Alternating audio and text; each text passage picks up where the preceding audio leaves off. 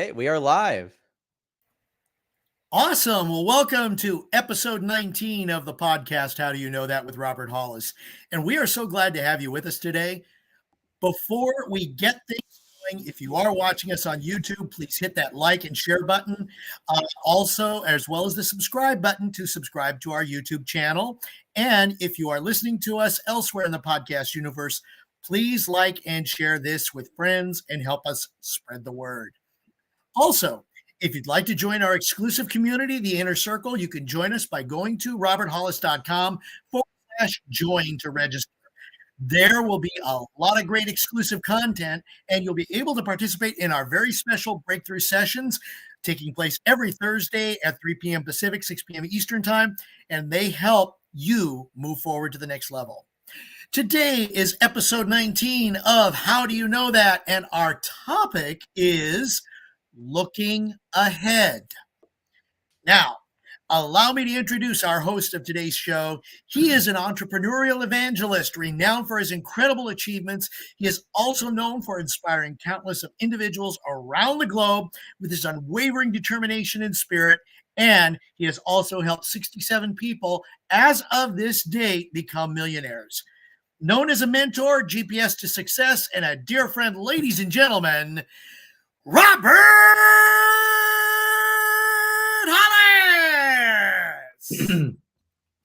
Thank you so much, Craig, the hostess with the mostest. I really love and appreciate you. And every time you introduce me, I'm telling you what, it just spikes my energy. So I really, I really appreciate you. And, Matthew, of course, my son, he's really excited about this topic. It's funny. He's got his, they always say, keep your ear to the pavement or whatever, ear to your ground so you can hear, the stuff. So, Matthew's plugged into all these groups on, where the future is happening and where it's going. And I haven't read too many books in my life, but one person told me that I should read Bill Gates's book years ago. I think, Craig, you probably could research that, but it was called The Road Ahead. And it's pretty amazing that you see these memes now that it shows the Jetsons. And one of it, the Jetsons are talking to, FaceTime and what we use for all kinds of videos. And then the next meme shows where, his son, Elroy, right? He's sick and it shows a doctor on a monitor. I think that the pandemic, pushed us into that deal where all of a sudden it's like, yes, you can see a doctor on a video or a therapist on video. You don't have to personally be there. And then all of a sudden you see all these other things that we're looking at today where, George, he's doing a Zoom kind of meeting for his office. And it's like, wow, just like Star Trek, it's like all these things, that we've seen in the past, are coming to fruition.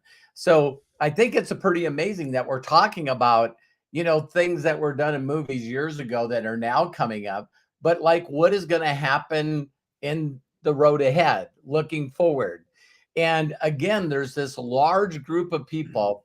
There's always this majority of people. When I say majority, I really, truly am talking about 90%.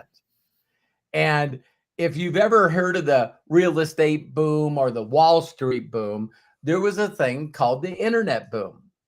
And what was amazing about the internet is that everyone was excited and liked the road ahead. Steve Jobs, part of it, said where he made a mistake that he didn't think the internet and a browser and email was going to be that big of a deal.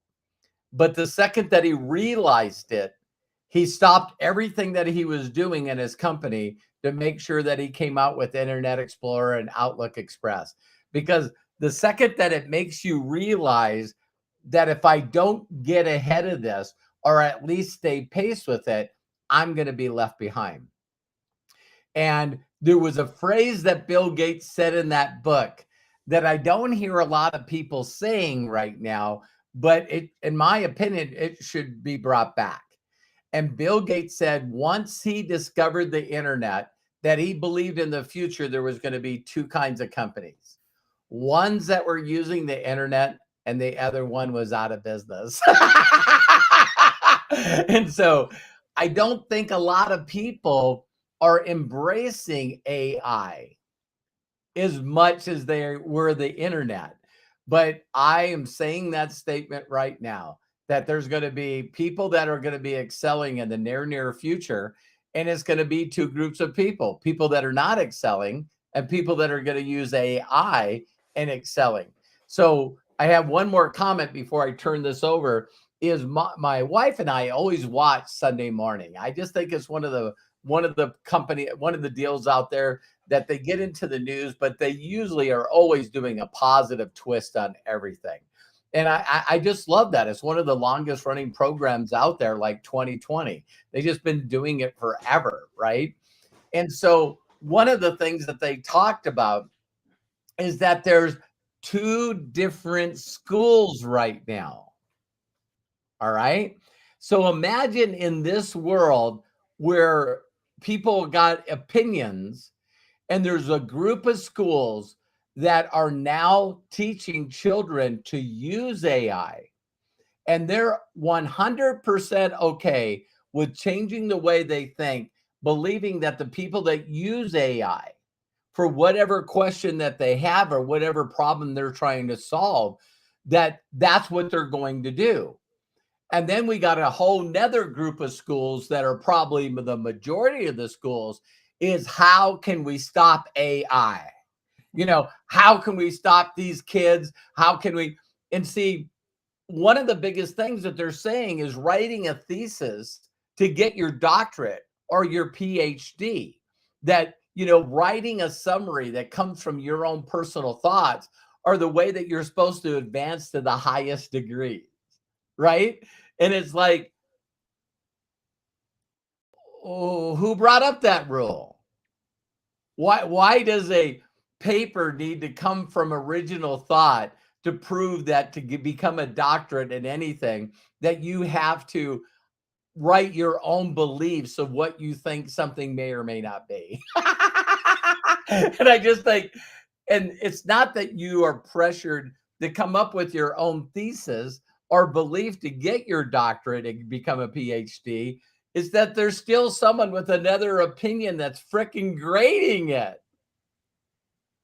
It's like, so the weirdest thing I've seen with education, and I'll get off of it, is that why is it that someone that didn't graduate from your university can go out and become an actor, a singer, a movie director, someone in the arts, an athlete, if they just go out and they become one of the best human beings they possibly can be, where the rest of the world goes, that freaking person did something.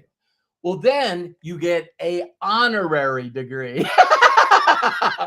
And I used to always say, I don't understand what an honorary degree is. And so an honorary degree is, say that you're an actor and you can go to school to be an actor, that Tom Hanks somehow becomes an honorary doctorate because everyone says he's a pretty good doctor. I mean, a pretty good actor. So then he gets a doctorate degree.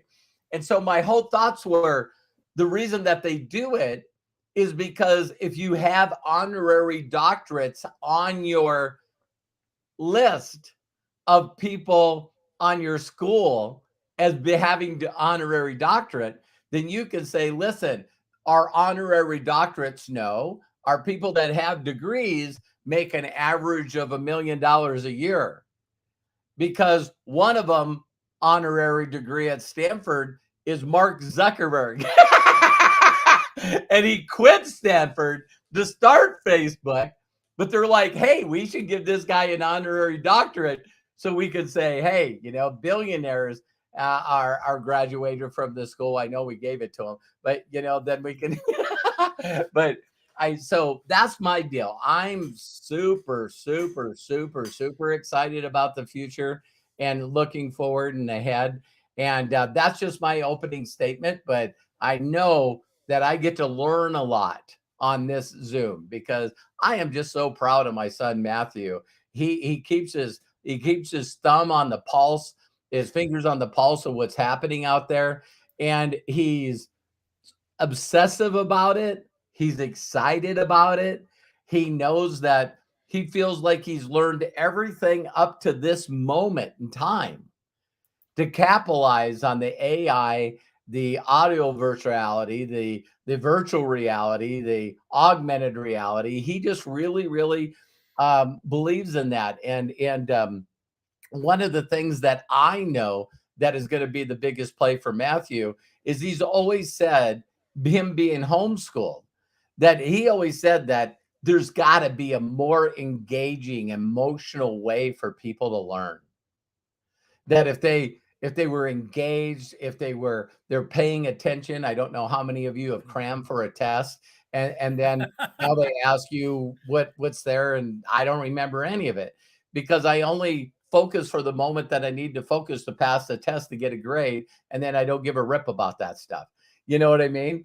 And so, Matt's really excited that a person can put on eventually a piece of glasses on their head and actually go into a entertainment world of people that know how to educate you, and keep you engaged and keep you emotionally impacted, so it really stays with you. And so there's my opening statement. And Matt, I know that this is a really important thing for you, and so Yeah. hit us with it, man. Well, I mean, of course I agree with a lot of the things that you're saying. I think that as technology has continued to grow and we've been able to harness it and like use it to our advantage, it tends to be the people that harness that technology as soon as possible and adapt to it that tend to, like, people can think of the .com boom, you can think of the app boom, right? There's different times in technological history, even in our lifetime, where a new opportunity has existed that didn't exist before and has spawned millionaires and billionaires and some of the most wealthiest companies on the planet, right? And to think that that's not even that old, right? Like Right. some of the wealthiest companies on the planet right now are not oil companies, as much as you can Google believe it. Google just celebrated their 25th anniversary. Right. Mhm. So That's you 6 see years older certain than that. right. Yeah, right. You see certain like explosions in technology, and you see entrepreneurs and like other people adapt immediately, because there's that gold mine feeling. You're like, there's a lot of things that don't exist yet that will, and people are very scared, and especially like as things ramp up over the next couple of weeks, couple months, things are going to change drastically because of AI. If you're not involved in like any of those types of things and you just kind of like heard about AI on TV as like maybe the boogeyman, or maybe you've watched Terminator a couple too many times. Um Yes, and Dave, I have heard that all the time. right, how right. So you can have like this outlook on artificial intelligence as a negative, right? And I think if you look back at other pieces of technology, they were vilified in a similar way, whether it was like the Y2K stuff, whether it was even still to this day, there's certain issues with smartphones listening in on you and doing all these types of things. So it's a give and take, right? Like we all have a computer in our pockets. We just are completely aware that it's listening to everything we're doing. And it's keeping data on everything that we're doing, everything we look up, everything. And this is just going to become like, it's what's so interesting is everybody kind of is so worried about that, as if it's not, and if not only is it an eventuality that it's going to get worse, but they'll sell it to you just like they sold smartphones to you. There's no reason for me to show up 1984 style and say, hey, listen, I'm going to put a camera in your house and watch what you're doing and listen to you all the time. Get for people that have read 1984 and know about the book, they're constantly watched, right? Constantly, that you don't want to step up against Big Brother. But what's so crazy is with the fact that we all just readily accept cameras in our houses, audio devices that listen to us in our houses. And that was a gradual process based off of what we got in return for giving up those freedoms, giving up the ability to not be watched or listened to. You're like, okay, the trade-off's worth it because I get to scroll on Facebook or get connected to people all over, even though we know that Meta is listening to us. And so I think I wanted to start by saying that stuff because I think a lot of people, because they're not really involved in like the development area of any of these things, they're only hearing the media's aspect of it, and that is tends to be like doom and gloom, just like Y2K was. Yep. Right? It's going to take your job. It's going to put mass amounts of people out of work. It's going to change the way that we educate society. There's a lot of other things that it will do over the next couple of years. And to be honest with you, you guys, like my dad just said, I've been alive like a little bit longer than Google has, right? So all of this has Weird to happened say like that. it's all happened in my lifetime. So for me, I'm looking back when I was a kid and I was a teenager when the 2008 smartphones came out. The App Store started to become a thing. Before that, I was a kid when the dot-com boom happened in the 90s and early 2000s. I am not going to miss the biggest technological trend in human history. I just won't do it, right? Because I'm aware of it. And that is artificial intelligence. And that is virtual reality and augmented reality. The spatial computing, these new things, the ways that we interact with the world around us and the ways that we interact with technology is going to be drastically different in the next couple of years. And to guess what that is almost impossible. So I'm not going to sit here and tell you guys what I think. I could tell you what I think that is, but I really don't want to scare you too much because I think that we're going to go through somewhat of a wave. Like there's going to be this massive wave of development in AI technology and augmented technology. And then it's going to drastically put a bunch of people out of work. It's going to drastically affect the way we communicate, just like social media has. It's going to drastically affect multiple areas of our lives. And then that will be the down of the wave. And then the next wave that comes will really be probably like the most optimistic wave you could think of for us as a race, like a human race, right? And that is more of a society that's not ruled by humans, not ruled by like us, where we're like volatile in so many ways. And that's kind of why history repeats itself with us, is like our validity is insane. Like we will build a democracy, destroy the democracy, put a dictator in, the dictator will rule over everybody, and then we'll topple the dictator with a militia, do another democracy, and then reinstate a dictator consistently. And we consistently do that. So it's so weird because I can see people, whether it's like people that are pro like liberal or conservative or Trump or any of these things, and I'm just talking about the United States here, but it's really a worldwide political problem of sides, right? People picking sides and stuff. What if there wasn't a side? What if there was just a complete and total intelligence that didn't have a negative motive towards humanity? It's built and aligned in a way to only have positive positive thoughts about how to develop society. And as that starts to build, it's going to make it a lot harder for politicians to take money. It's going to make a lot of things harder to do because you kind of can't outrun this problem. Right. Like all you can do is stall it, right? It's kind of like if you knew the internet and computers existed and you saw them on the up and up and you saw them coming, it's pretty easy to predict then where they'll go to a certain extent. But did we immediately get HAL from 2001: A Space Odyssey? No. Arthur C. Clarke wrote 2001: A Space Odyssey in the 1960s. So he was envisioning what the personal computer and artificial intelligence would look like that far into the future, right?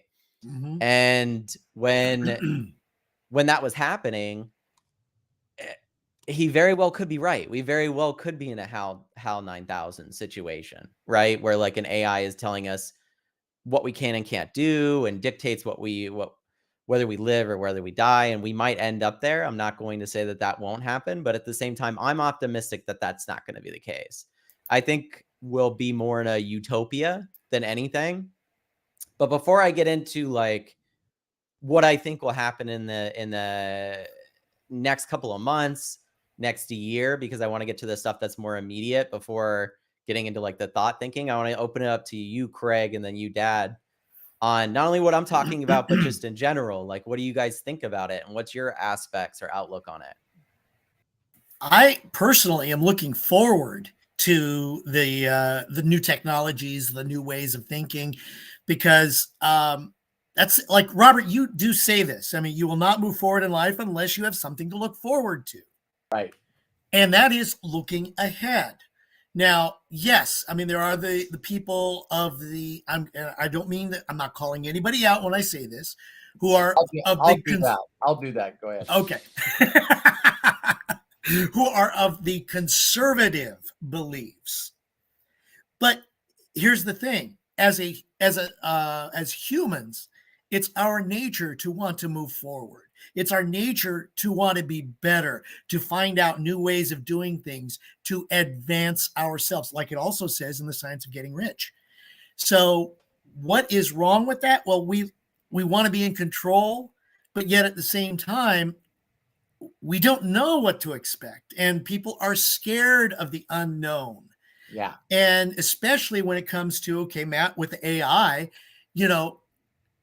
look at, all right, we like to talk about movies every now and then, but look at Terminator.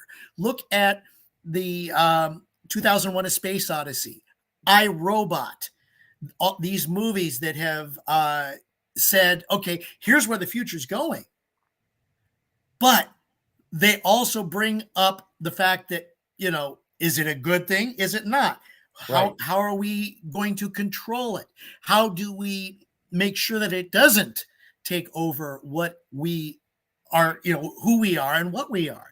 Then we have movies like Surrogates, where we put ourselves into AI bodies, or Avatar, that we can do things like that. And in a sense, I guess a lot of people are scared of it. But again, the inevitability of it is it's here. Yeah. And it's what you have said, Matt. Now it's a matter of dealing with what it is that we have in the best way we can and moving forward with it. I'm excited, actually, for it, especially with the way that the technology has evolved. I mean, okay, I was thinking as you were saying things, how many of us remember, and I brought this up before, the Dick Tracy watch phone? And exactly, Robert, look where we're at now. I mean, and I believe actually you could actually talk to people on that. I was just talking to my mom yesterday on it. Yeah. While she was, our phones, everything is on our watch. So it's not just the little computer that we have sitting here on our desk in our hand that's with us all the time. It's everything else that is there. And, yes, the Dick Tracy watch phone is now a reality. It's crazy. When I look at everything, I'm just like going, majority of people, whether they're scared of it or not, no one ever sits around and talks about how you had thoughts negatively about the stuff that you use every freaking day. Yeah. Right. So it's like, my joke in front of the room when I used to do presentations before the internet, I would always talk about, they were showing the concept of a remote control for television. And I'll never forget, I was sitting on a couch and my father-in-law, Sam, one of the greatest men I'll ever meet. He's just an amazing guy. And he laughed and I said, "What are you laughing at?" And he goes, "The day you're so freaking lazy, you can't get off your ass and get up and change the channel." He goes, "That's going to be a sad freaking day." What I thought is so funny about that is it went from people thinking like that to them not even understanding how the TV works without the remote. So if the TV's off, everyone spends more time trying to find the remote than trying to figure out how to turn the TV on manually. how did that flip?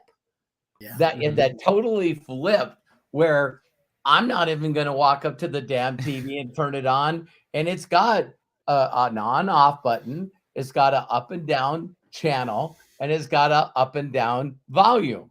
You know what I mean? It's not a lot of buttons that you need to figure out. And sometimes you don't even need that. You say, okay, Alexa, turn on the TV. Okay, Yeah. Alexa, I want to watch this movie or this program. Oh, now I got my Alexa over here saying, listening to Like, me. I'm glad I got my headphones on as you were doing that. Yeah. And so I'll tell you guys a personal story that happened yesterday. It was just hilarious. So this new plaid that we got, talking about moving into the future, right?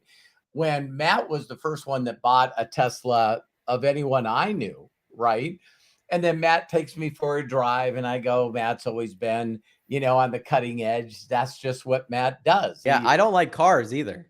Yeah, Like, it yeah. had nothing to do with the car aspect of it, which is Yeah. so interesting because my dad grew up around cars. So I'm getting in this car, test driving it for the first time, showing him the car, and he's seeing the change from cars going into computers, and I'm going, great, cars are finally computers. Yeah. Great, this is So- perfect for me. And so it's hilarious. So when Matt sends us a link, a few years ago, and we get the Model X, and the whole neighborhood, lot of very, very conservative people, just to tell you how conservative, our neighbor across the street had a cutout of Donald Trump on his porch.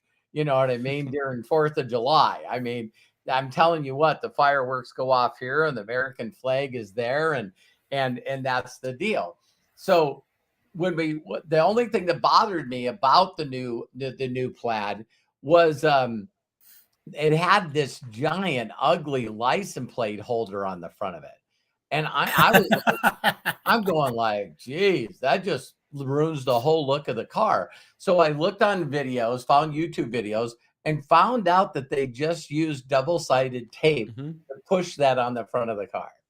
Yeah. So apparently some laws or regulations, some damn where. And so I seen the guy, and he grabbed a piece of fishing string and he put it behind it, and he was just going back and forth like he was sawed it right off the front of the car, and then took, Gooby Gone and took the double-sided film and stuff off the car. I'm not a fisherman. So I called my neighbor up, Jeff, across the street, and said, hey, when are you going to be home? I need some help with my wife's new car. Now, he was one of the only neighbors that actually got to drive the X, and he has drag cars too, right? So I go over to him and I show him, and he's freaking out. I mean, he's totally freaking out. And I'm telling him all the stuff it can do. And, we find some fishing string and we cut it off. And he goes, do you know, because one of the friends that Matt knows, his name is Don.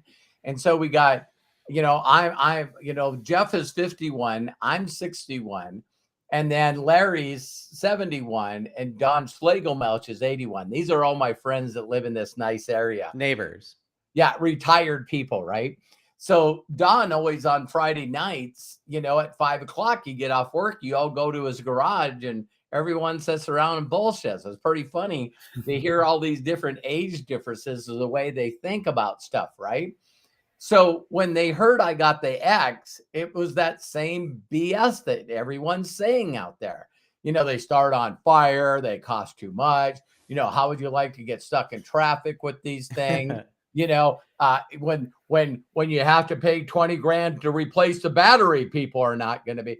And you guys will notice that the biggest talkers about stuff are just basically closet people that are jealous that they don't have that stuff. It's interesting. Why would you be all up in arms about frickin' anything? And so when I went over there and we cut it off, he goes, I got something to show you. And he says the whole neighborhood has been really, really, really upset and pissed off for about 6 months. I'm going, what is he going to show me? And he goes over and he grabs this. He says, you know what this is? And I said, no. He said, it's a Kevlar bag. And he reaches into it and he pulls out this battery that's about the size of a candy bar, and it's a lithium battery. And he said, every one of the people around here have toys. They have remote control cars. They have remote control boats. They got remote controlled airplanes. They got all these little cool little toys, right? And he said, in the last 6 months, he said, we've watched people come out to all the place where we play with these things. And people that come out that have lithium batteries and electric are like destroying everybody. And so he was talking about these delicate motors where you got to mix nitromethane in the motor. And then once you start it up, if you can get it to start, then you got to tune it. And then you let the car go. But if the airplane, so he said it only lasts 20 minutes and it costs $30, $30 freaking dollars for a quart of this gasoline that they put in these freaking little cars and airplanes, right? And he said, so if you're playing remote with it and it gets out of radio control or something messes up the signal, it just destroys itself. You just lost $600-700 of whatever you paid for this. But because they now have lithium batteries in them, they last for over an hour. You never have to tune them. And because it's running off the battery, they now all have these safety things like the Tesla. So he says, if the plane is flying and you're doing tricks and all of a sudden the little sensor in it tells that you're out of control, it just puts it back into control. And if you pull the batteries out of the remote, the remote control, he says you can shut the remote control off. And he says you'll see the plane doing this, and then all of a sudden you shut it off and the plane levels out and it starts doing this loop. And when it doesn't have a signal and it's not connected, it knows where it took off. It'll come all the way back and land itself where it took off. And so he says, all the people that I know that destroyed their boats, or they drowned their boats, or they run it into something, or they destroyed their plane, he goes, everyone's getting destroyed because not only is the electric better for remote control, but they have all the safeties because they can run off the battery as well. So now all these sensors and things to stop it from doing something wrong. He said he had a remote control boat and they all went out to this lake where they race. And he said 2 months ago, this guy shows up with one and it had electric motor in it. And he goes, there wasn't anybody that could even get damn close to that. And he goes, so now if you're competitive, because you can't afford a real plane, you can't afford a real boat, you can't afford a real car, that now they're showing up at these things and the person that has the electric controlled stuff are destroying the people that won't. So he says, I just need to tell you that Don now has an electric plane. Larry's got an electric plane. I got an electric plane. And he said, do you know how many times your name came up in the last 6 months? He goes, you and Matthew's name come up all the time because they were going, this electric stuff. And oh my God, it's so much better. It runs so much better. I've never destroyed a plane. And he says, every time we brought it up, is way easier because you're not dealing with. Every time we bring it up, it's like, oh my God, the Hollises were like years ahead of us with all this. I remember when I had one of those remote control cars where I would have to put that little mixture in that little engine, crank it up, and it would sometimes turn, it sometimes wouldn't. And then finally, when I get it going, it would go either straight or crash. And there would be, it would just blow right up. And yeah, with everything nowadays, or, you even said this, Robert, and several comparisons on You're Going Lives, the Tesla versus the Hellcat. Yep. Okay. Or a, what is it? A Ferrari or one of these hypercars, in the quarter mile, the Tesla's going to beat them hands down because the initial takeoff is just Yeah. really fast with the Tesla, and it takes so much time for these hypercars to warm up and Or get any traction. or get So any traction. Yeah. we're talking about looking ahead, you know, golly, I love 6 phase meditation. Hmm. I do it every day. And I'm imagining, oh my God, October 4th, 2026, and what my life is going to be like, because, we're talking about, AI is part of the sensors that stop stuff from messing up. See, no one takes the No, I time. mean, all this technology you're talking about with the batteries and stuff comes directly from drones, Oh yeah. like it being in that world myself a little bit and knowing that AI technology, everything that you said that those planes do, that's immediately what drones do. Yeah. If they lose control or something, they're very reactionary to it. And like being able to use parts that a computer would use, a lot easier to do with lithium ion batteries than it is to do with gasoline. You know what I mean? And it's like to think how once all cars are electric, the exponential growth in technology that will even have, just Right. because there's so many pieces of technology that have to be custom made to run on the battery in a car, and the battery is technically kept alive by the engine running and all these other things. It is. So if you run out of gas or leave the car on and the battery dies, you're pretty much shit out of luck. Right. But Well, I you mean, know, regenerative batteries, I've heard, has been part of this whole technology where if you're driving and the energy from the wheels regenerate the battery, I think there's a couple of right. cars that do that. Not, Yeah. it's still not quite there, but it's almost there. All of them are there. All of them are there. It's like I really freaked out Jeff yesterday, and I know we're about AI, but it's like I was telling him, I said, when the motor goes out on a car, there's two things that are really scary. When a motor stops running, you don't have power brakes and you don't have power steering. Right. And people don't realize that, there's pulleys on a gasoline motor that turns those things. Mm-hmm. Well, how does the Tesla brake and also steer? So they must have figured out how to make it work without motor. No, I mean it's no different. There's It's not no an different than a electric motor computer, in right? there spinning something to run the hydraulics. No, it's interesting when you like think about how they get around that problem, right? It's like, okay, so you turn, your new car doesn't have any gear stalks anywhere. No. So it's like, well, how do I shift it? How do I turn on my blinkers? It's all buttons, right? There's no physical, and most of the time the AI that's in the car knows what you're doing enough to put it in reverse or to put it in. It can read around the area and go, there's a wall in front of me. Probably doesn't want to drive through that wall. So we should be in reverse here. And so it's interesting because as you start to have more and more pieces of technology begin to adapt to artificial intelligence, there's just this exponential growth that then is unbeatable. And I'm glad you used that example with Jeff, Dad, because that leans very much into what I'm about to talk about. Right. Which is, okay, the late whatever, adapters. The late right. adapters. Okay, I don't want to adapt. Right. They're going to have to, no matter what. You got a flip phone. You were never in the smartphone craze. You're saying, I don't give a fuck about any of this shit. I'm just going to do what I'm doing. Right.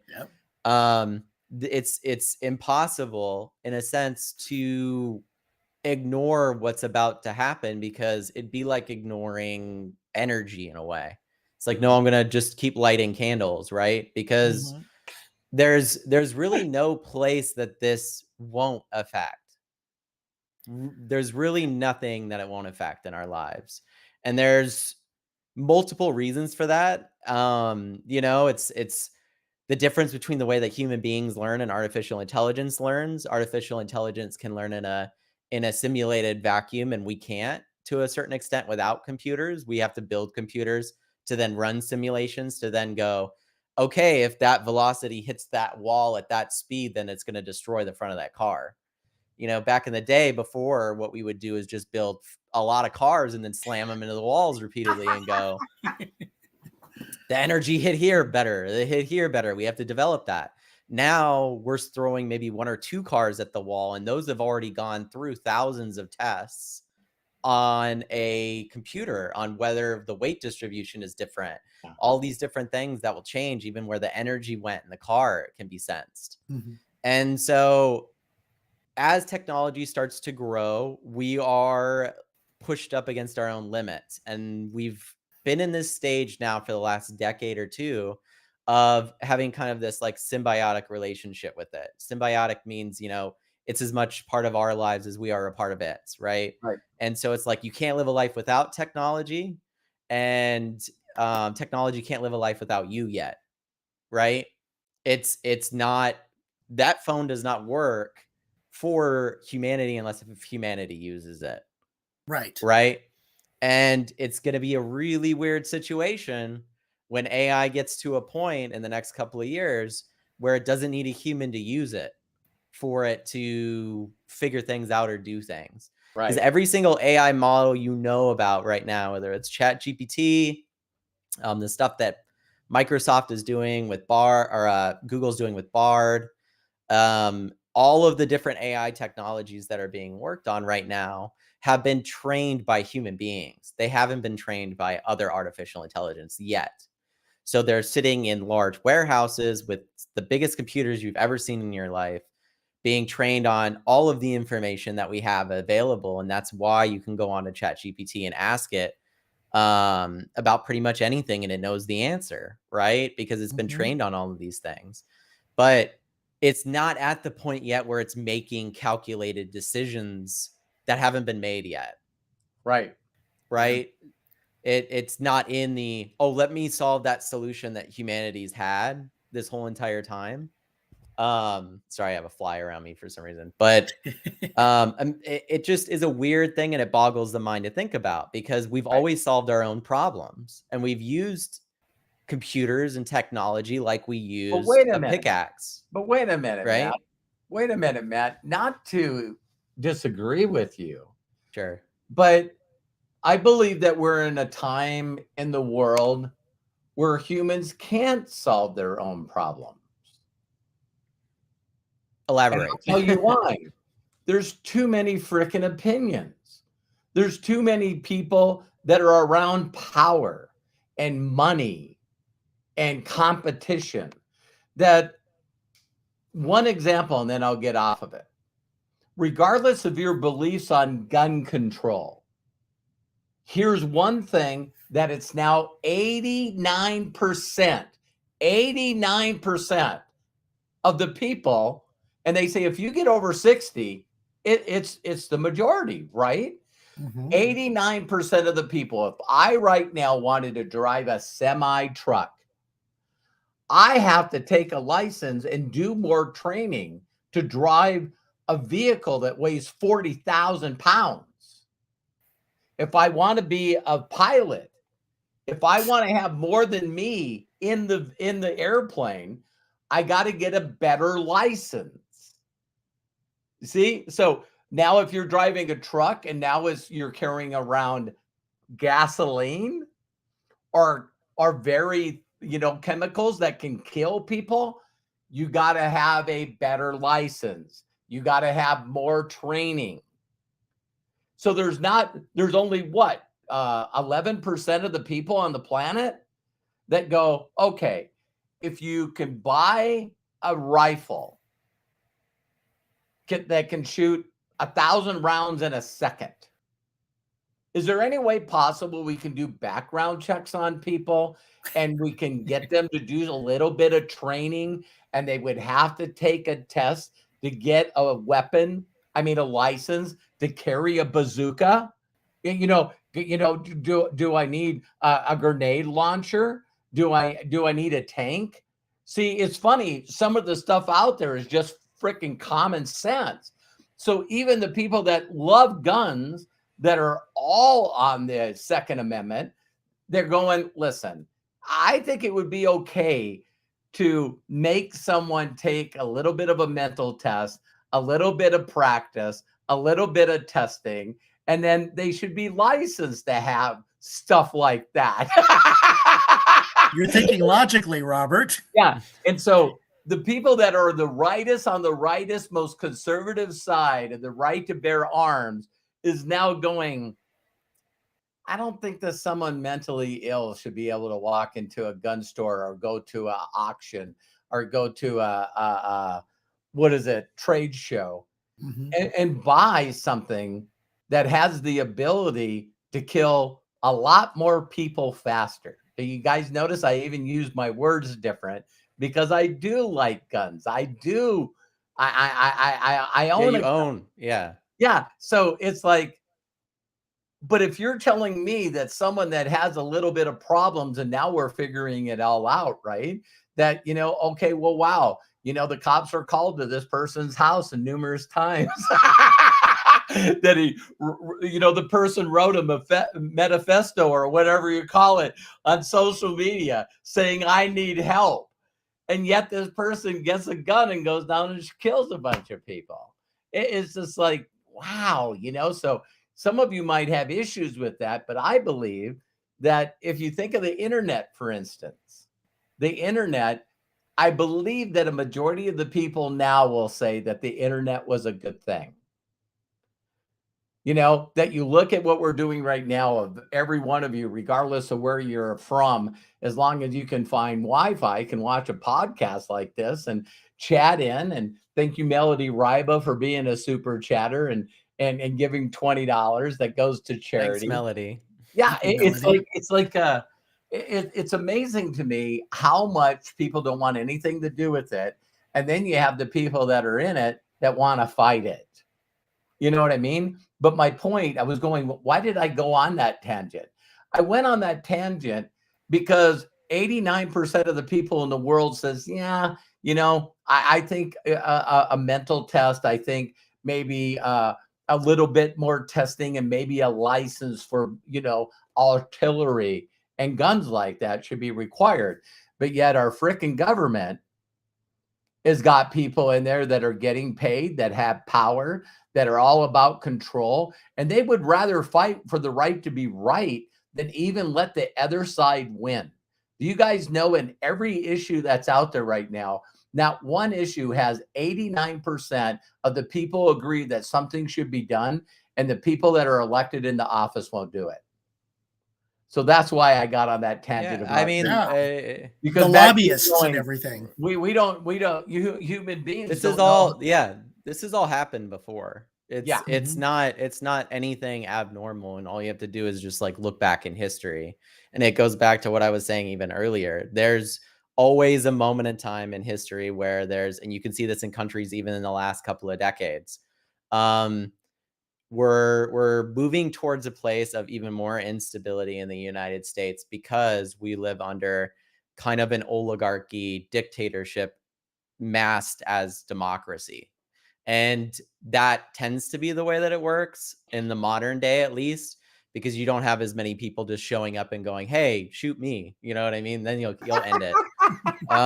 Nowadays it's easily more in the realm of, and you can talk about the lobbyist aspects. You can talk about, um, the Supreme Court passing certain laws that allowed you to donate to politicians or any of these types of things. When you say that 89% of people are for it, I think that's all the more reason for them not only to have propaganda against it, to move that more towards 50-50, but it's also, they really don't give a shit about it at all. They don't Right. give a shit about people being killed. They don't give a shit about kids being killed. They don't care about any of those things, because all it does is stir up the one thing that a oligarchy really loves, which is chaos. And If you have control. Well, the control aspect isn't even that important, because you just have to, the control aspect actually tends to lean at some point to an overthrowing of that control, because as human beings we tend to like lash out against people telling us what to do. And Yeah. en mass that gets worse, and you can even see that when anyone, even that 89% has another 11% of people that vehemently do not want that to happen. I don't know why, but it's just the way it is. So you have situations that are like issues for us to fight about. And this isn't any different than other times in human history where you've had two people, you know, you can even grab from the playbook and run it again, which is what they've done. Just like, okay, race issues, here's that again. Abortion issues, here's that again. Religious issues, here's that again. It can repeat and keep going because the best thing that they can do is have you and me talking about this shit instead of talking about the inflation going up, the money, where it's going, where it's being spent, how it's being utilized. All of those things are way too smart for all of us to be talking about, Right. right? We would be better off talking about whether or not abortion should be legal in 2023 for someone to do. Right. We would rather be talking about gun laws and gun issues for the I've been alive now 31 years. This shit's been being talked about my whole life. I remember Yeah. you know, I remember Columbine. It happened on my mom's birthday. Yeah. So I can recall multiple times growing up where these things happen. And when I was younger, I went, why won't they do anything about this? And as I got older, as I got a little more aware, I realized there's certain aspects of us just as humans that just we were destructive by nature. If we would Yeah. have figured it out, we would have figured it out, especially with technology. But How we, do in you a think? way, How do you think AI? I know we got on this tangent, but looking ahead, yeah, I just think that it's going to be awesome for regardless of the side and the belief, and even your religion, Mhm. that AI is not going to be biased, and so it's going to figure out solutions for us that everyone's not going to be able to Yeah, it will do. be for a while. It will be Yeah. biased for a while. If you go into GPT right now and ask it certain things, it won't respond to you, you Mhm. know? But that bias comes from lack of self-made knowledge, Got it. right? It's when it hits artificial general intelligence, when it gets to the point where it can start teaching itself things that we don't know yet, or answer questions without us telling it the answers, Becoming right? self-aware. More self-aware, being able to dictate and decide things. I think that that's the moment in time that everybody's worried about with the Terminator stuff, right? It's Mhm. Yeah. like, how is it not going to flip over and go, oh, humanity is really violent and destructive towards the environment. Every other living creature on the planet, they're destructive to. Yeah, In a way, it's gonna look at human beings as being cancer. It's like, well, so in a sense, that's what they play around with in the Matrix, right? why can't they do mental checks on people so these people don't kill themselves or others? And it's Yeah. like, Well, AI will solve a lot of those problems too, because the conversation aspect, all the people that you're talking about that get mentally sick and want to go buy a gun, you could directly correlate that with the fact that there's absolutely no mental health programs in the United States, even from an early age, to understand those things. So we're not testing like other countries do based off of factors to figure out right, if somebody's mentally unstable, um, getting them help and everything. And it's not that we don't have the resources, time, or the money. We have infinite of those things. The yep, wealthiest country on the planet. You know, you just eliminate the budget of war shit and then you could solve it, right? yeah, But we wouldn't do that because like I think there's just this loop that humanity's in that we just really are not capable of solving these problems ourselves. You got know, it. like when I first met Hannah, she's a John Lennon fan. So she was showing me John Lennon, and he had this whole entire documentary that him and Yoko did for peace, where they just like stayed in bed, right, and Yes. talked about peace. That's right. And I remember watching it, and when it was over, Hannah was like, "What do you think?" And I even at that time was like, "I just don't think peace is ever possible for humanity. I think it's like a fallacy thought. I just don't think that us with our animal brains, with the things that we deal with, have the ability to not be violent in a way. And even though I might not be violent, you might not be violent, we would be if our families were at risk, if we had to Oh, yeah, survive, and Mhm. we're animals at the end of the day in those ways. and Um, we're a product of our environment, whether we wanna believe this or not, you know? So oh, absolutely. We when you are our when environment. you see a bunch of people coordinate pulling into a mall, and running in and smashing all the glass and hurting people and stealing everything in that store, there's a part of your brain that goes, that's wrong. And And that's happened before in history. Like, it's not yeah, abnormal. but it's not wrong. It's not wrong to the people that are doing it, because I understand that kind of mental justice. You know what I mean? It's like, hey, I have not, and they have, and they also have insurance. And they make billions of dollars, and I need to go support my family. So it's like, but you know, Well, yeah, Bob said we should keep working for peace. I'll add on to that, Bob. I just think we've been doing that the entire time. There's no doubt when you look back in human history, you know, we're not having people fight in the Colosseum to the death anymore. We're not hanging people in the streets to let everybody else know or anything like that. So we're not as violent as we used to be. I think technology has really helped that not be the case, because they've taken certain things away from us that we didn't realize.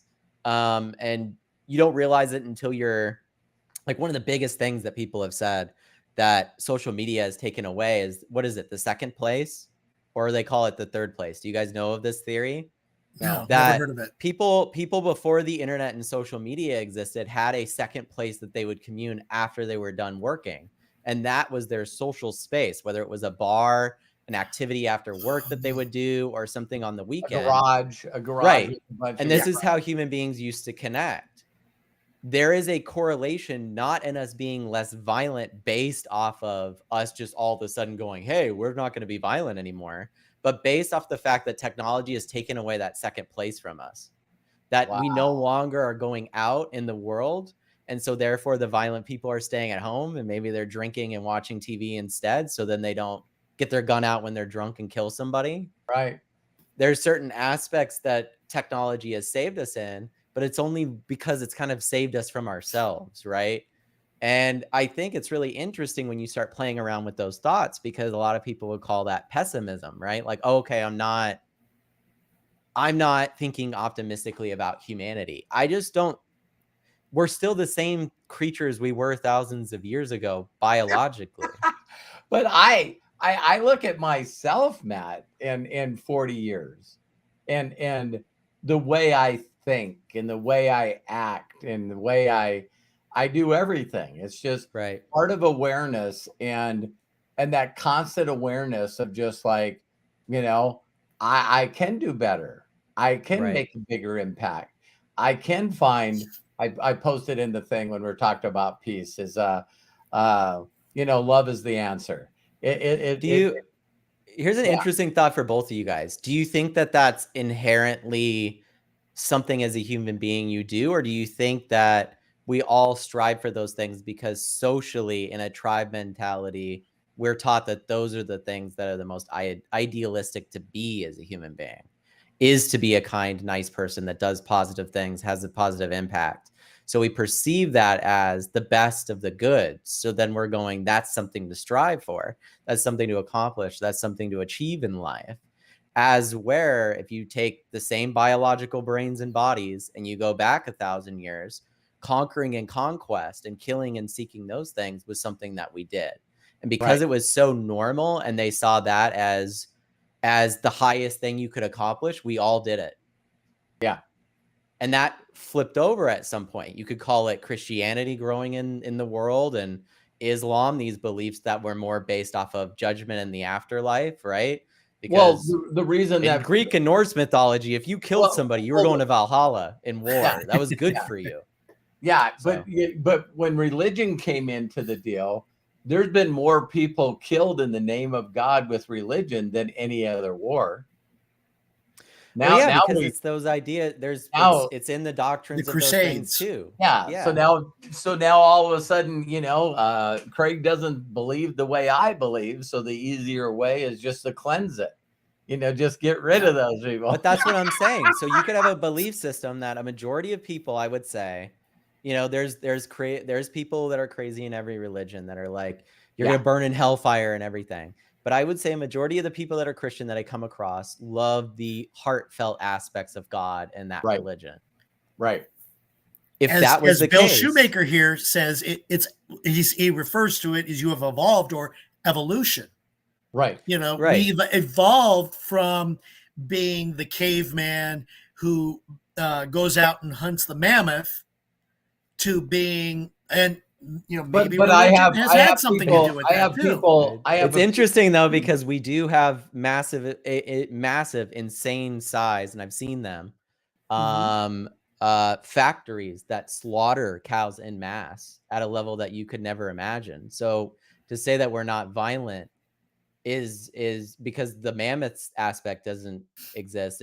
I think it's the opposite. I think we've learned how to isolate it to the point that we can manufacture it at the level that we're so disassociated from it we don't think about it. Like, Yeah. which is a really interesting thought, because it's not like we became less violent. I ate chicken for breakfast or for lunch. So it's not like we're less violent. We're just, because society has grown and technology has grown, we're now allowed to disassociate from something we couldn't before. We had to be part of the violence. So to eat back in the day, you had to kill something. Now you don't have to do that. So since you don't have to do that, That's good. we're more okay with the fact that we know that there's mass amounts of violence towards animals going on for us to eat McDonald's and to do all these things that we like to do, but it's out of sight, out of mind. We're disassociated from it. And I think this is one of the problems too with war, is like, we're very disassociated with how war actually is. So then we're more okay with it. If you actually watch footage of war at any time, you're like, Look at yeah, the I don't want Ukraine that. situation. Yeah. Exactly. Yeah. If you're living in Ukraine, you're going to have a much different philosophy in as to how you deal with war than you would say, okay, here in the US, Yeah. where we don't have that. We don't have things like that. Yes, there are aspects, but not to that extent of having a bomb flying in and totally ruining your building.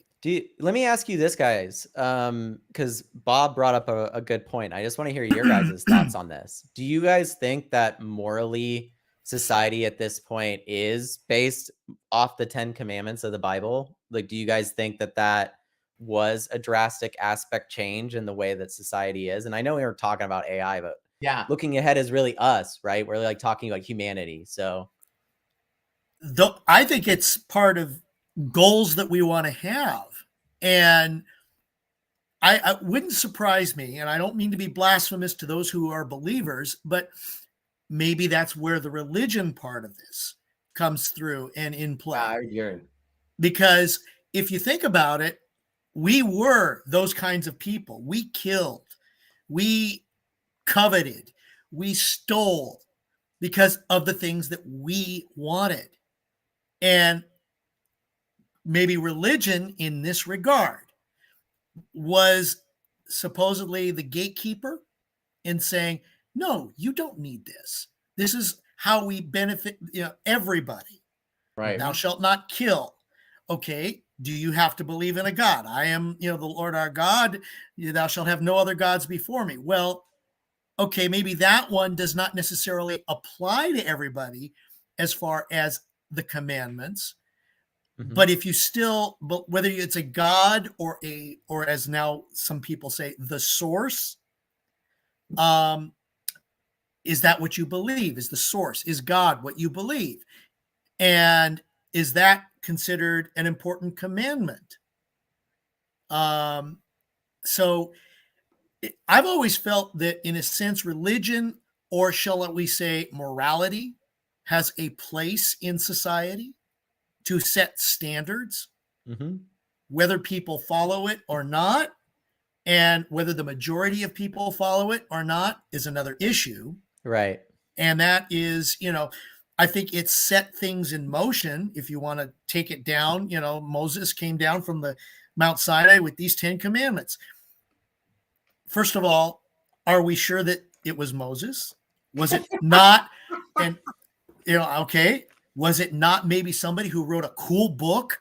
They called it the Bible and had these thoughts in their head well in advance of things. And then people adapted that.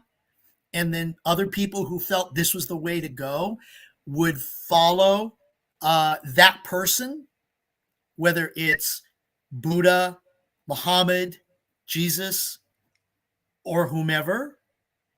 Were those the leaders at that time who took this book and said, hey, this sounds great. We can do this for all of humanity. Let's get a whole bunch of people following it.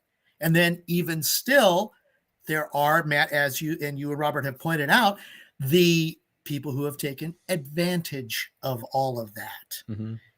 for Yeah, their well, own benefits. yeah, my whole take on it, what Bob talked about is, you know, almost every religion that I know of has a newer version, you know, with God, and then they talk about Jesus, right? And it's pretty interesting that, you know, in the gospel of Jesus, that it was like you know, I recently have seen some posts of people that I know, and all of a sudden they become this holier than thou, Mhm. you know, where they want to pick and choose the scriptures that they want to talk about. When it's, you know, and in the scriptures where it says, you know, if you judge, you're going to be judged the same way. So it says, instead of looking at the sawdust in your brother or sister's eye, why don't you look at the plank in your eye? Yeah, I mean, from sawdust to a plank, you know, is a huge difference. So it says that you're not supposed to judge, but yet people in different religions become holier than thou. And then they turn around and don't understand that Jesus's whole ministry was not to judge people, to love one another, and do unto others as you want done unto you. So Mm-hmm. he was saying in Jesus's ministry that you don't need 10 commandments Mhm. if you love your brother and sister. So if I love Matt, I'm not going to steal from him. If I love Matt, I'm not going to have thoughts about sleeping with Hannah. You see what Yeah, I mean? it's like the Like, come on, man. Just no, let's it's in that spot where it's like you know, everything that you just said, and it's funny because like the whole blasphemous thing, right? Like I'm Mhm. probably the most blasphemous person here if we're talking about it. But it's interesting because like when I tackle a question like that, especially with the amount of stuff that I've read, you know, there's the Tao, there's Marcus Aurelius, there's other people, there's philosophers beforehand that said all the things that Jesus said yep, before, yep, Mhm. thousands of years, hundreds of years before. So they weren't new thoughts, not to kill people, not to covet someone else's wife, all those types of things. Those things existed. They just didn't have a punishment that was eternal for them yet, right, right? So it's like, in my opinion, the Ten Commandment stuff definitely has some type of moral code to it, but I think it was Mhm. more a reflection of the moral code of the human beings that wrote it when they're alive, or if sure, you believe in God, or whatever the way it works for you. Um, on the other hand, there were some omitted ones from in there, and on the other hand, one thing I always find interesting when people are like talking about how we base our morality off the Ten Commandments is that God never said in any of the 10 commandments that one was worse and one was better. right. Yeah.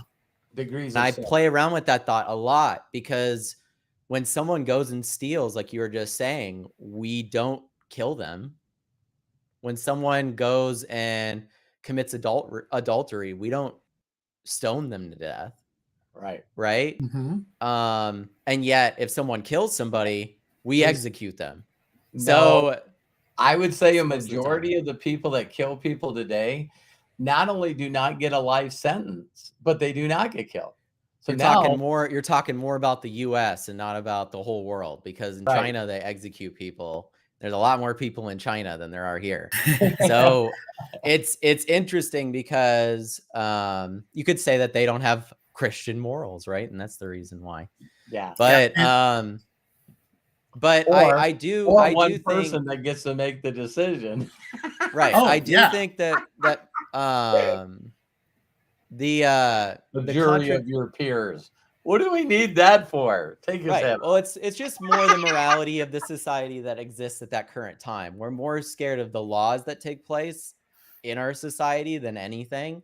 I think that those laws are dictated by safety more than most things. And I could eliminate that right away by, hey, someone breaks into your house, you got a gun, what are you going to do? You know, Oh like I yeah. think in Well, those situations, depends you on what immediately state you're in. stop being peace, love, and understanding. because I think what ends up happening is you go into the animalistic side of you, the side of that a lion that's tamed that attacks the person that tamed it eventually. Yeah. That there's an animalistic part of us that needs to defend our family, needs to defend the people we love and care about, and we're willing to do that no matter what. See, like I'm getting to a point with this, and the point is that there's so many people that say our morality is based off of religion, when a majority of those people are totally okay with the war in Afghanistan and Iraq or any of these things happening. They pick and If choose. thou should not kill, thou should not steal, thou should not covet, thou should not, all of those are being broken by us over there. And in general, in those things, whether you think we're the good guy or the bad guy is irrelevant in this conversation, because we're not talking about countries, we're talking about humanity. So it's like, okay, we're okay with killing people as long as it's not us, right? We're okay with stealing people's stuff as long as it's not our stuff that's being stolen, right? But the moment our stuff's stolen, now it's a problem. And I think that just goes back to, it's not really religion that's holding us to these things. It's really just humanity that's holding us to these things. Well, I got a question for both of you. In the topic, don't you guys find it interesting that in this podcast talking about looking ahead, right?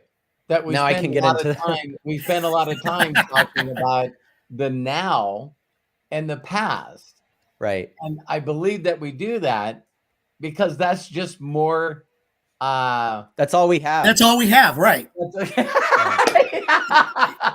So that's what we have to go by. Yeah. And so when you talk about looking ahead of, it being where AI, and we're leaning on AI, and we're using virtual reality and augmented reality, and we're using all this stuff, in my opinion, if it was just used for mental health, I was laughing with Terry today because on that Sunday program that we watch all the time, one of the people that was on there was Monica Lewinsky, and to think that she now is a producer and a director and an author, and the number one thing that she's doing right now is putting against a campaign of how not that we're all upset because of bullies, but the worst bully in the world is you against yourself. So for those of you that don't know who Monica Lewinsky is, Google her. But I think it's going to be unique that this woman is now making a major impact on the world with her Stop Beating Yourself Up, Stop Bullying Yourself campaign, where they said that she did one video and shared it, and Today grabbed it on, and just from her doing one show and showing that short video, that they said there's a little over like $300 million has been given to her as donations to get people and educate people that they got to stop saying bad things about themselves. And so when you're talking about looking ahead, to think that I'm 61 years old and there's someone that probably in one time in her life, she probably didn't have anyone on the frickin' planet that liked her. No, she was definitely bullied hardcore, Monica. So she not only, took Bill Clinton down the wrong road for all the people that thought I would switch that thought and say Bill Clinton took her that way. Yeah. I would switch it the other way. Good. Okay, but when it comes to the bullying herself because of the way society went after her, then now yes. She's not, she's, when you usually can divide sides pretty easy, but in this situation, she was the bad person. It's like you see women sometime, I've never understood this in male too. It's like if they catch their spouse cheating, the person that needs to be punished is the person they cheated with, not the spouse. It's like a weird thing that in our mind where, I think it's animalistic. I think that there's a certain aspect of us where like, and this isn't everybody, like I said, everyone's different, right? It's not a male female thing. I think it's just more so like genetics sometimes, which is, if you look at the animal kingdom in the way that um male gorillas react in comparison to female gorillas when a mate's taken or something like that, it's very similar, Sure. right? The male will beat the other male to death if that tends to happen, and the female will tend to get their mate back because that's the way that is. But Good does one. not work that way in society, of course, like because Right. we're In not human gorillas. society. Right. Yeah, Yeah. we're So we even have free talking thought, about we have thinking in a way that's not just based off of our based off of Animal instincts. instincts, right? yeah. And so for this woman now to go with both sides, thinking she, because the other side, of course, the Republican side, I don't mind saying it, is the people that are holier than thou, casting judgment on this girl for sleeping with a married man. And I think what's so hypocritical about religious people is they all know they're freaking flawed and sinners, but yet they still got to cast judgment on someone that's not them. It's the sickest thing I've ever seen, that the Yeah. more religious you are, the more hypocritical you are. And that's not taught anywhere when it comes to love. But my point being is that, here Monica Lewinsky, is heading up this campaign for mental health for people that beat the crap out of themselves mentally. And if you guys haven't watched the video, I know I shared it with the visionaries, but they basically asked people to write a list of things they say to themselves. Then they all brought them into a studio, and they also asked them who's the person they love the most. And so they brought him into a studio not knowing that. And the person said things about themselves. And then they brought somebody else in the room with them and asked them to say that same stuff to the person that they loved. Mm-hmm. And we as people don't want to even confess what we say about ourselves in our own minds, Right. while other people are in the room. It's like, Oh, gosh, yes. if there's anything that I've built a relationship with Matt is helping Matt understand that I'm human, and that, Right. Matt thought he was all alone at sometimes in his life, that he was the only person that thought bad things about himself, and that made him a bad person. That made him, Matt in his younger years would say to me, Dad, I'm worried. I think I'm a psychopath. You know what I mean? I'm a narcissist psychopath, and I think evil things on people, and I don't love people. And I just said, listen, I believe that you'll evolve. Now I know that was just my my obsessive compulsive disorder stuff, just hammering me over the head with the fact that I thought that was the worst thing that I could be. So therefore it was like a fear-based thing to not be that. But the reality is as I got older and realized that when you respond that way, like say with disgust or say with hate towards those thoughts, I don't think people that are that way respond that way, or else they'd stop. So I think just even having certain forms of like thoughts of, okay, this is bad, I'm not going to do that, right, shows that you're more in a sense gray than anything. So like, but and now, that's your environment as well. But just like when we're talking about looking ahead, what I thought was amazing about her bringing this up in front of a group of people is all of them admitted that they had bad thoughts about themselves. Yes. And with suicide being so high, there was 2 times in my life where, it was dark, really, really, really dark. And your complex mind keeps making them worse and worse and worse and worse and worse. And so I think that a majority of the people in the world believe that they're isolated and that they're weird and that they're an awful person, because they just don't believe that a good moral person that's religious would ever have these kind of awful thoughts. It's like, so I got to be the only one that goes to my church that's thinking, about this bad things and hurting myself and hurting others. And God forbid if I told anybody that. It's like, so part of looking ahead, I just love the concept of people, wanting to feel good and wondering if they're the only person and they're willing to step out. And like Monica Lewinsky, I think I was telling Terry that I believe that when the history books are written, the person that impacted more people in a positive aspect is going to be Monica Lewinsky, and it's not going to be Bill Clinton.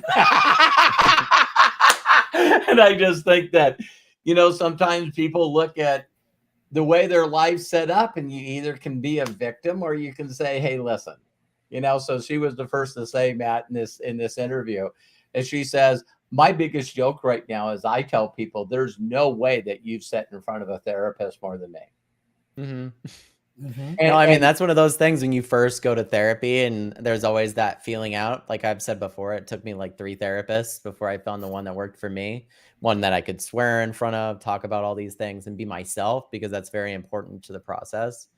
And you always go through that when you sit down with a new therapist where you're like, I don't want to unpack all my thoughts or my feelings yet because I don't know if the straitjacket people are going to show up, Or anybody for that matter, really. When you think about it, your Right. friends, the people who you relate with, not to lessen what you're talking about, Matt, but we're No, doing it's that good. all the time with everybody. We Why- have to. I Yeah. don't think anyone. It's funny because it's one of those really interesting questions that you'll never have the answer to. But it's like, have you ever met a genuine, honest person completely in your life? You'll never have the answer. You'll never have the answer to that get question this. because you don't Because know. what's honest based on what people have said. Yeah, Well, you just never know if they're always honest with you. That's Yeah, the thing well, that we have to give up, right? And that's One part of of the being. things And that what's we- honest to one may not be honest to another. Yeah. Not only reality, but what's the concept of, that is there actually anybody out there that hasn't lied? No. Yeah. But it was just a white lie. I don't know. Is that racist? Oh, because it's a white lie. But but even the fact that you say it's a white lie, I mean, Because if It's a it's a lie. Hispanic, if it's a Hispanic or Chinese lie, is that a little bit of degrees? No. It's kind of interesting because and I know that we can steer this back on to AI. We can get it back on the rails here in a second. But I think generally what you're trying to get to, Dad, too, is just, I don't know, I get people want to be happy. I get people want to have all these things. And when you share this stuff with Monica Lewinsky, that's great because I feel like that's one of the things. I think if you look statistically, humanity, and of course you can't look back when we weren't taking statistics in mass, but people are more in a isolated, lonely feeling now because of the internet, because of these things, and they've felt in their lives. If you asked most people, they don't have more than 2 or 3 close friends. Some people say they don't even have one close friend, right? And so that's that isolation. Sorry to interrupt go you, ahead. Matt. But when you told me to watch Her, Yeah. to think that that's a good bridge back to AI. That, AI is going to be good enough to be able to hear our voice inflections and knowing if we're stressed or unhappy, and then all of a sudden you got an AI going, I need to talk this person back into loving themselves. Yeah. There's going to be a future that exists that's insane to think about, but this is the truth. And I just watched an interview with Mark Zuckerberg talking about this, right? Because they were showing off their new, and I sent this to you guys, but their new the avatar Quest. techno. Yeah. The avatar technology where it's Okay. Oh yeah. it's basically your most smartphones have an IR sensor. That's how they sense your eyes and your face and motion and things. Those things will be able to scan you and make a very lifelike avatar of yourself that will live in VR environments and augmented reality environments. But one of the most interesting things about this technology is it mixed with AI, you can make personalities. And this is something that is going to be very. I'm about to go through my whole spiel of so many things that are going to change, in my opinion, Go, over the next couple of months and couple of go. years. Um, And just before you do that, Matt, this is where the Writers Guild and the actors strikes are at the foundation of too, because of that possibility. Well, it hitting personal human creativity. I think it's just a kickback reaction that Hollywood and all of them have to every Well, piece of it's not just technology. that; it's the fact that they can take an image like what we see right here in front of us, the Right. three of us, and based on how we talk, based on our actions, how they can, what you're saying, create this avatar Yeah. of who we are, and we may be saying things that we really don't do. Yeah. It's like, oh, I remember when people were ecstatic when the 3D rendering of Tupac was shown at Coachella, I believe, right? Right. And he Yes. performed. It's going to get Yep. a lot crazier than that, because if the more video there is of somebody, the more audio there is of somebody, and the more writing there is of somebody. Listen, I'm one of those people that's in a lucky situation that my father does videos every single day, because what will happen to me is that my grandkids and great grandkids will know my dad, because there will be AI models based off of him that they can talk to.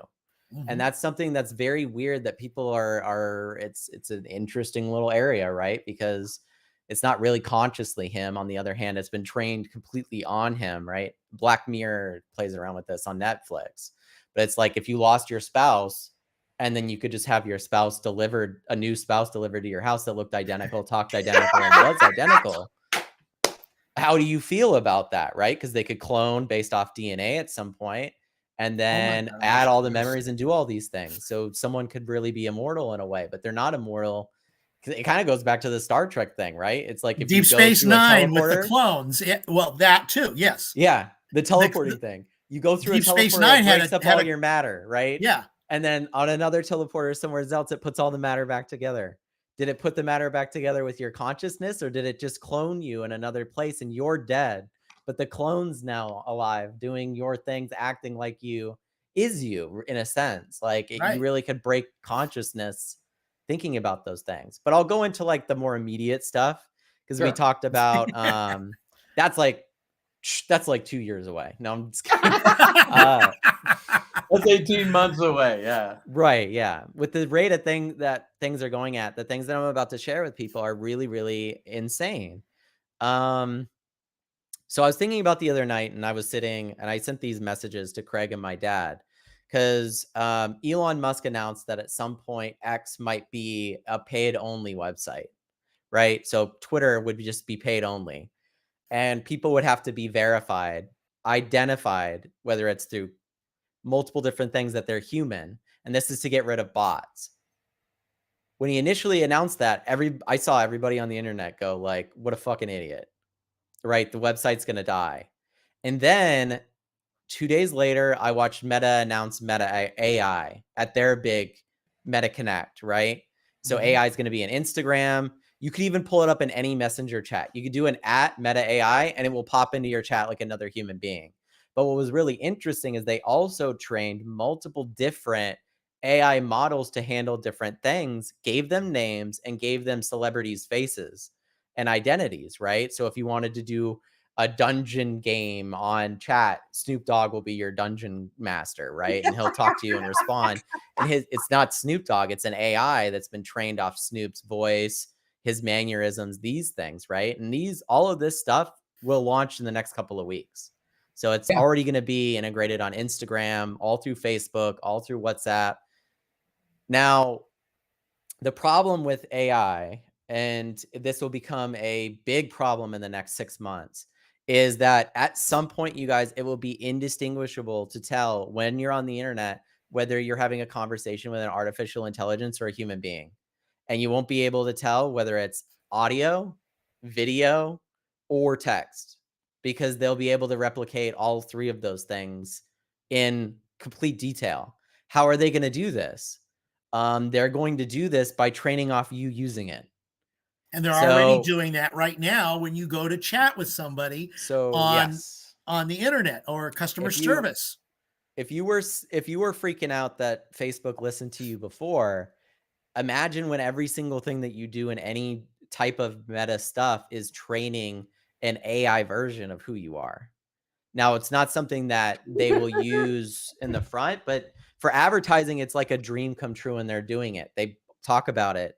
It's having they already have profiles for each individual person for advertising purposes, what you like, what you don't like, how you talk, all Yeah. these types of things that are being ran against algorithms based off of what you should see or anything like that. But the ideal golden goose egg of this situation is to do exactly what I said earlier with the car isolation with you. So create an artificial version of you that's isolated, that can have thousands, millions of tests be ran on it, based off your personality, the way that you talk. And then through those things that happen in seconds, they'll be able to identify what you may or may not do next. And that is the end goal of advertising. That's the end goal of where all this is going with Meta. There's a reason it's free. It'll come out in the next 2 weeks, 2 to 3 weeks, and it will be on everything, and we'll all be training it, right? So the reason I brought this up, and it's blowing my mind, because you guys are about to see what small amount or extreme amount of growth has happened in AI. You're about to see an exponential growth and how fast Mhm. that happens. Because instead of it being an opt-in type thing like ChatGPT is, it no longer will be, right? It will be Right. in everything you use. When you go to talk to somebody, you're going to be training AI on customer service, like Craig talked about. When you go to order something at the drive-through and you're talking to the AI while you're ordering something, you're training it based off of that. All of that will go in a profile somewhere of who you are.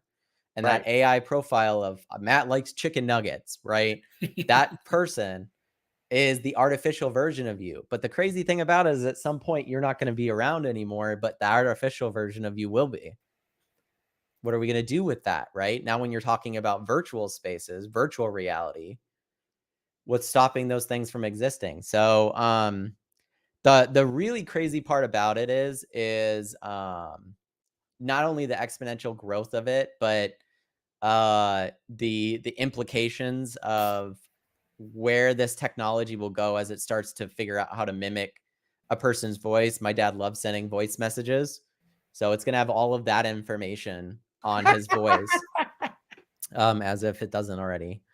Well, But the Matt, the one thing that I think is unique is right now, I had some really deep conversations recently with Josh Wago where our future is going, right? I And feel like me and Josh, we haven't really ever talked, but I feel like me and Josh, if we ever sit down and talk, we would be like talking for hours about this yeah, stuff. there's no doubt. There's no doubt. But one of the things right now is because a lot of stuff with brand bucks, right? And credit wallet allows Josh to almost have like his own economy or ecosystem. Mhm. So one of the things is when you have an economic model inside of what you're doing, this is very, very attractive to hackers Yeah. because if they can get in, they can actually create your currency and sell your currency to people that are interested in having your currency. No, I So, mean, this happens in video games. Like, yeah, I've seen it in video everything. game economies and stuff like Yeah, that as well. everything. Yeah. So one of the things that he was talking about is he said right now we're looking at stuff, that deal with KYC. You know what I mean? And I didn't even know what KYC was. And so when I looked it up and it said know your customer, this put me in a whole different level of AI because the problem with hackers is hackers' biggest game is creating false accounts. See, they go in and can create false Right. accounts that are, fake, which we see like fake profiles on the internet or fake robots or fake scammers or whatever. The more, we talk about looking ahead, when AI, in my opinion, the greater it gets, the more that people are going to be using their KYC and people are going to really know whether those people Mhm. are going to be real or not. So now we talk about marketing in my industry. in the future, whether or not it exists, it's still going to come down to I'll be able to locate and find people faster that not only want things to be better in their lives, but are willing to do something about making their lives better. No, I mean, I think that there's going to be a massive business in the future in selling humanity back on itself. Like, I think that that's going to be a whole industry in and of itself, because, you know, like, as I'm sharing all these things, people don't realize the implications of it. It's pretty severe and insane to think, like, you're talking about all these people making fake accounts. Imagine infinite amount of accounts that have total ability to communicate with you in any way. And there's no hiccup in their conversation. It's not like, oop, string A hit string B and that answer didn't exist. Revert back to string A. That will never exist, right? So what will happen is you'll get on Facebook and you'll talk to someone that looks like somebody that's an AI generated picture. They'll have a full personality and have a conversation with you. They don't exist. They'll send you voice messages. They'll be able to do video calls with you. Won't exist. And how will that mess with humanity in the same way social media did? Because here's another aspect of it. That person will respond to you almost instantaneously. And they also will never get really angry with you, upset with you. So I can see humanity not becoming less lonely, but becoming less okay with putting up with other human beings. And you've already seen that. Like that and happened so it's in like, her. Like happened yes. in her. It's like, so it's like at the beginning, you're like, I'm dating an AI, and everyone's like, oh, that's messed up. And then you get towards the end of that movie, and it's like, I'm dating an AI, and they're like, me too. And it's like, well, yeah, because aren't they here's a partner awesome? that gives you all of the emotional aspects, and yet never fights with you, agrees with you consistently, supports you, keeps you in your echo chamber, advertises to you in your echo chamber, does all the things that it needs to do to make you feel good. And I think that that's all humanity wants. So I think one of the big businesses in the future will be, and going back to what Elon Musk is doing, I'm not really a big fan of Elon Musk anymore. I used to be, but now that I've been listening to his book that Walter Isaacson made about him. It's really interesting if you guys are into that type of stuff, people's stories. But now, after I saw Meta's presentation and with where I am with, I'll get to the GPT stuff in a second, but with where I am with everything, I'm looking at that now going in, oh, Elon Musk is just going to make the only platform that allows only humans to be on it. Wow. So if you're a paying member of X and you've ID'd completely that you're a human being, how important is that for advertisers to know that they're not advertising to a bunch of bot AI? Yeah. How important is it to have a platform where when you communicate with somebody, you know you're communicating with a human being and not a artificial human being? Because this is going to really mess up online dating too. Because what's going to happen is people will be able to train an AI model on themselves and all their conversations on Tinder, right? And I'm sure Tinder, because they want to compete, will just create an AI model of that. Yeah. And then they'll go, listen, we have a new AI model that trains off of every conversation and date that you've had with Tinder.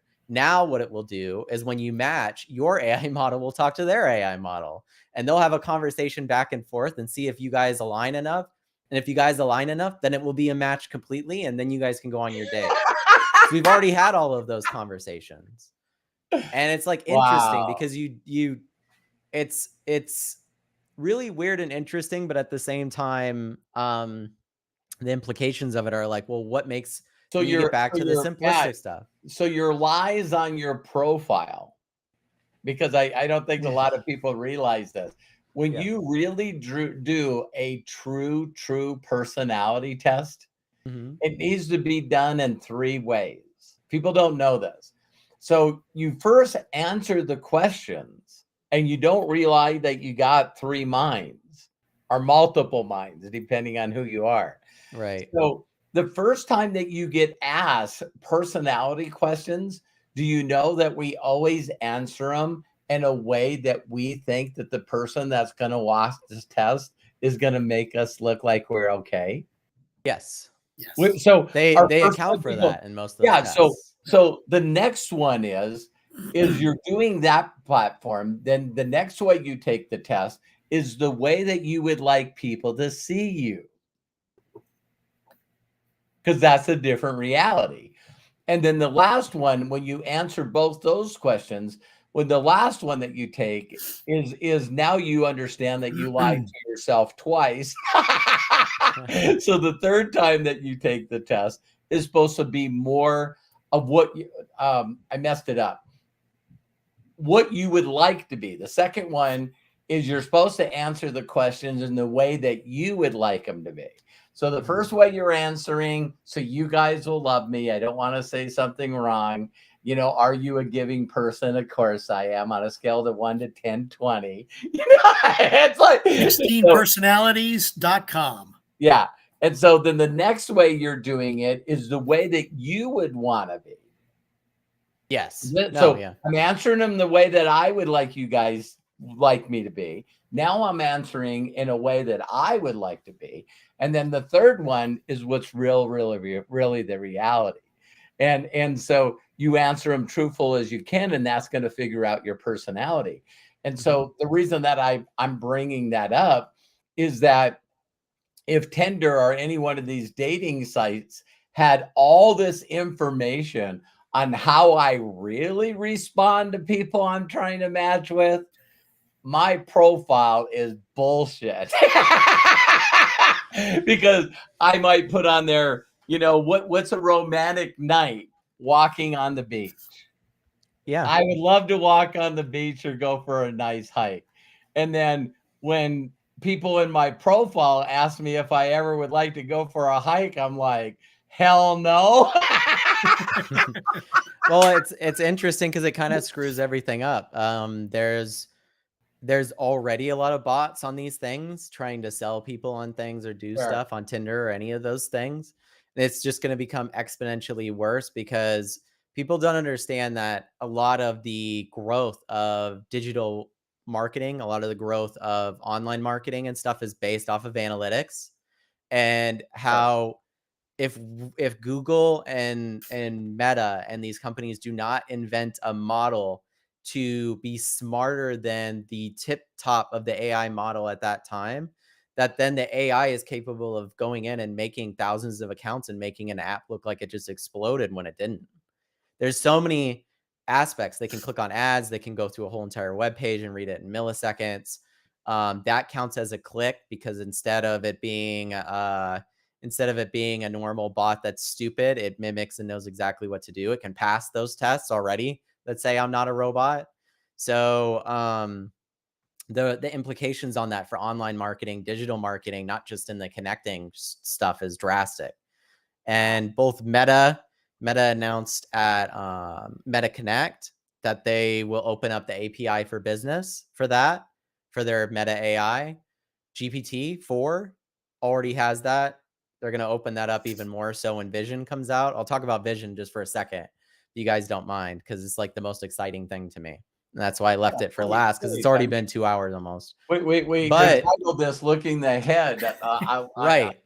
Go, so Matt, here's my two most exciting developments, right? So ChatGPT-4, which is the biggest AI large language model that exists right now, I would say the best, is about to come out with GPT-4 Vision. And what Vision is it will have the ability, you guys can Google this. If you don't know about it, it's because, you know, screw the mainstream media, right? You should know about it. It's the biggest development in technology in like forever. You'll be able to download the GPT app on your phone or go on the website and have a full conversation with ChatGPT with your voice. It responds with one of 6 voices. You can go check them out. You can have full conversations back and forth with it. The thing that's coming out in this update is the Vision update. So you'll be able to take your phone camera, take a picture of something and go, hey, how does this work? GPT can look at it, identify it. And they use the example of a bike seat, how to raise a bike seat. They took pictures of a bike seat. GPT immediately responded back with how to take it apart, how to put it back together. The person was like, oops, I hit a hang up here. It's like, take another picture, send it to me. They're like, well, what wrench do I use? Take a picture of your wrenches. It circled and went, this is the wrench you use. You turn it this direction. That is going to be available, you guys, in 2 weeks, and it can be used for anything. Imagine how many jobs this immediately eliminates. Yep. If your plumbing isn't working, you can go in, Dad, and just go, why isn't this working? Oh, the dial's not set to the right like it's supposed to be. Okay, I don't need to go get a plumber anymore. Right. Um, the next step of vision would be to do fully video or voice conferencing, which means it would be able to do it in live time. That's more like where her is. That technology already exists. It just, there's so many implications to how that will work that they're kind of like hesitant to release that. It took them this long to get vision done.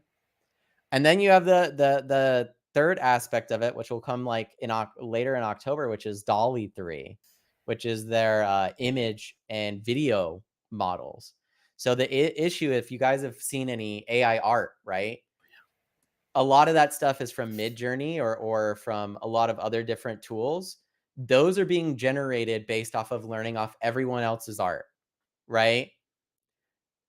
The problem with those models is they're not self-aware of what they're creating. So when you prompt it and you go, I want to see a spaceship flying through space, but the spaceship's full of cats, right? It will create that art and send it to you, and you'll go, great, I got my artwork full of cats. Okay, I want to go back to the AI and say, could you make all of those cats' face with smiles? It will regenerate 4 different pictures of cats with smiles, but it will not be the same picture. When DALL-E 3 comes out, which will be integrated into GPT and integrated into every single Windows 11 computer, every single one of them, it will have the ability to be self-aware, just like it is of the pictures you send it of the art it creates. Which means when you say to it, I want all those faces to have smiles on it, it will spit it out and all the faces will have smiles on them. I don't know if you guys know how groundbreaking that is, but that drastically changes every single thing that you could think of. I could take a picture of my dad and say I want him to have a smile, and it will automatically do it. I mean, you can already do that technically. But it's insane if you want to do what I want to do, right? If you want to do animation, one of the hardest parts about AI with animation right now is I can get it to make stuff to animate, but I can't get it to make consistent stuff, right? Because it doesn't know what it's creating. When DALL-E 3 releases, I will be able to make a animated short of the farmer, and the farmer will look the same in every shot because I had GPT make the shots, and then I went into and rendered and created the animations for the shots, right? So I'm skipping over like multiple Cool. steps. If I wanted the guy to have a mustache, I could say that. And those things just don't really exist until that comes out. So I said all that to basically say that all of those models, both the vision one, the audio communication aspect of it for GPT, all of the meta AI stuff, all of that stuff, you guys, is weeks away.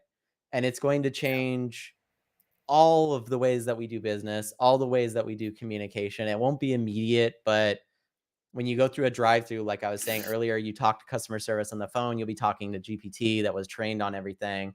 You could sit on the phone for hours. It'll never get upset with you. It will never get frustrated with you. You could yell at it and it won't care. You won't be on hold Yeah, it'll be instantaneous. Hold will never exist again. in customer service. No hold The time in voice, customer service. yep, the voice will be like, listen, I like hearing this voice because it soothes me. Every customer support line you call will be that voice. That you'll be talking to GPT every single time. So then it goes even further, right? Because if GPT, and I was telling my dad about this, because like I could rant about this stuff forever. AI calls from GPT or API, which is like a phone call, right? Between pieces of technology. That will be instantaneous from GPT to itself. What that means is if you're asking a question of it on customer support, why would you call customer support? All you need to do is get on GPT and ask it. It already is connected to that. So all it will do is go, oh, here's the solution to your problem. You won't even need a customer service line. You'll just need GPT because it's already sending an API call to the company going, here's the issue. GPT is responding to itself going, here's the solution. And then it just pulls from its own information and goes, here's the solution. Why would I need to call a support line to fix my internet when I could just talk to GPT because it's already connected to that? They've already made that call.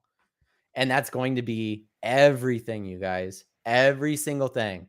your phone, your apps, your everything. And people just don't understand how big of a fucking change that's going to be for us, I right? think It's going to be I love it. huge. I love it. So that's my spiel. I really don't have anything else to say because I'm like sitting here just like everybody else going, I can't predict what the consequences of these things will be. I can just make you aware that they're coming and that they exist.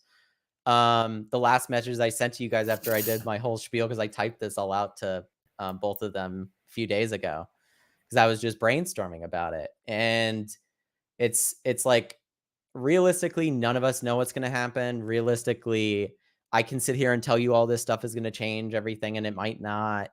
Might go a different direction. They might limit how fast it can come out based off of the security aspects of it. You know, if it can do API calls instantaneously, you were talking about hackers, Dad. There's not really a system that would exist that could outsmart it, Right. because you'd really be in a situation where it can draw from any solution immediately and stop you. So it changes the aspects of a lot of things.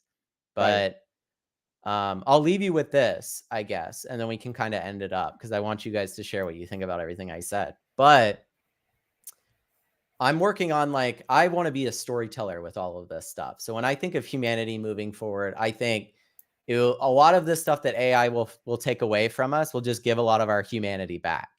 A Right. lot of the things that we've given up to become more robotic now, caring so much about finances, caring so much about certain aspects of life, those things will be Compare taken care compare of. compare itis. They'll give you more time to think, philosophize about what life is, why you're here. Those questions will become more apparent, and things that we talk about, our emotional state, how we are, will become more apparent, because we'll have less to talk about all these other things that AI can take care of for us. I think we'll become more creative. Everyone's so worried about AI taking away human creativity because it can mimic it. I see it as the best tool to ever exist for creativity, because the roadblocks of educating and learning how to do it are now exponentially smaller. And you could say, well, that's not a good thing, because what about hand to paper drawing and stuff? They haven't done that in a long time anyway. Everything's done in computers now. So it's like a tool already existed and eliminated those tools and made it faster, and we use it. That's just going to exist even more so. I'm excited to see what exists with all those things. So that's my last spiel. We really don't know. The only thing I want to do is bring humanity back to humanity. Mhm. Get rid of those robotic things where we're going to work every day and like thinking about our finances and like paying all of our bills and all these different things. The hamster wheel aspect of life has really like killed humanity in a way. It stifled our innovation the last decade for sure, in a No, lot of different no areas. doubt. No doubt. Craig, go ahead. No, I don't have much to say on this. No, It's okay. fine. Actually, Matt, you did bring something up that I kind of think I can maybe bring up. If those people who went to Disneyland remember the Carousel of Progress It was like years and years ago Tomorrowland. in Tomorrowland, exactly. A great big beautiful tomorrow, and we are experiencing it basically right now. Even though they were saying, we'll be able to sit back, relax, and do it. Well, in a sense, we've become slaves to our computers. Right. Yes. But at the same time, look at what's happening. And as Matt has just reflected on us, there is that opportunity to look at things and say, all right, let's get some of that mundane stuff out of the way, which is where robots were kind of created essentially for, and move forward with becoming more creative and bringing back that human aspect of things. Yeah. So whereas the Carousel of Progress was saying, it was, that was back in like the 60s and 70s, and now we're talking about 60 to 70 years later already. Right. Yep. But a lot sooner, it's going to come around, as you said, and it's all a matter of, again, how we relate to it. Can we control something like this? Is it going to get out of hand like Terminator, like Skynet? Is it, do we let it happen? Do we embrace it? Do we work with it. And that's where the looking ahead, in my opinion, is we got to measure and balance all of this stuff. Because, yeah, it's coming to us. It's going to be here. And it's coming to us like a freight train that is I was just non-stop. talking to Hannah about that the other day. I'm like, okay, so we had years of COVID, right? And that changed humanity in so many ways. Yeah. Like the modern COVID stuff changed how we work, how we do a lot of stuff, right? Kind of How just we think forced us about into stuff. it. Would we Does. be It doing did. this right here if it wasn't for COVID? My response after, like, I remember, and I can scroll back in my Facebook. I posted because this one poet wrote this beautiful poem once COVID started about how this was just a great opportunity for humanity to work together and connect. Yeah. And to prove the peace aspect. Does anybody here think that that's what happened? Yeah. It didn't, right? Because No, we it's just not. So when we're in this space, and I was saying this to Hannah yesterday, everything that you guys know about AI, the artwork aspect of it, the communication aspect of it, all of this stuff has happened in this year. Mm-hmm. And this year's not even over yet. Just the Mid-Journey stuff, not counting what will come out with Dolly. That aspect, it eliminates 80% of the graphic design work I have to do. And when Dolly comes out, it will eliminate all graphic designers. So there's already insane amounts of stuff that will change just because of that. And I saw, there's so many different ways. Jerome said, what about banks and like stuff like that? It's just nuts when you start going in those directions with it, because it's just kind of like, we really don't know. All I know is that it's going to be interesting, and it's all happening fast, and I'm glad that it is. That Tomorrowland stuff, we went there on Disneyland, and it's funny because 2001: A Space Odyssey is one of my favorite movies, right? Mm-hmm. Stanley Kubrick's Space Odyssey. And in that film, there's tablets, there's AI, there's space travel to the moon, there's all these different things. That movie was written and created before we landed humans on the moon. Yes. So it's pre all of those things. I believe that there are certain people like Einstein and these other people that were able to hypothesize where things were going. But truth be told, not even the smartest person on the planet knows where this is. Right. Like if Einstein was here today, he would say, I don't know. Yeah. So I think it's good to keep yourself connected with humanity. I think we do a great job of that. Dad, Craig, you guys are amazing. The stuff we're doing here, I think as things grow, I don't want to be doom and gloom, right? To a certain extent, but I don't think network marketing is going to be around in 10 years. I don't. I think groups of human beings networking together towards common goals will exist. But I think, the whole way that the economy works and all this stuff immediately goes down the toilet when competition is eliminated, right? And I've said this before. Yeah. It's like, okay, if I have an AI and you're like, I'm not using AI for my company, I'm like, I'm going to integrate it in all my stuff. It's in everything. We beat you because capitalism, right? We beat you to market. We do better than you. You go, oh no, we should use AI. Okay, what AI are you going to use? GPT. Well, we use GPT. Okay, how are we going to compete with one another? Is GPT just going to compete against itself? Right? And it's like, well, no, not exactly, because certain industries, it would just pop out the same idea, which is the perfect, most ideal one.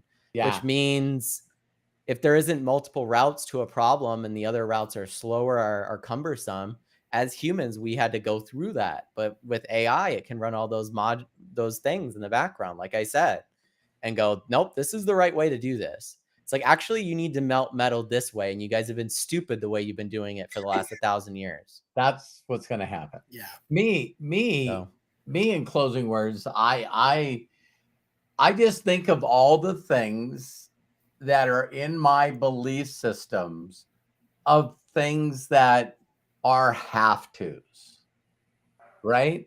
So the have to get an education. No, Okay. I have to get a job. No. Well, I have to get a job because I need money. No. I have to be better than everybody else to compete. No.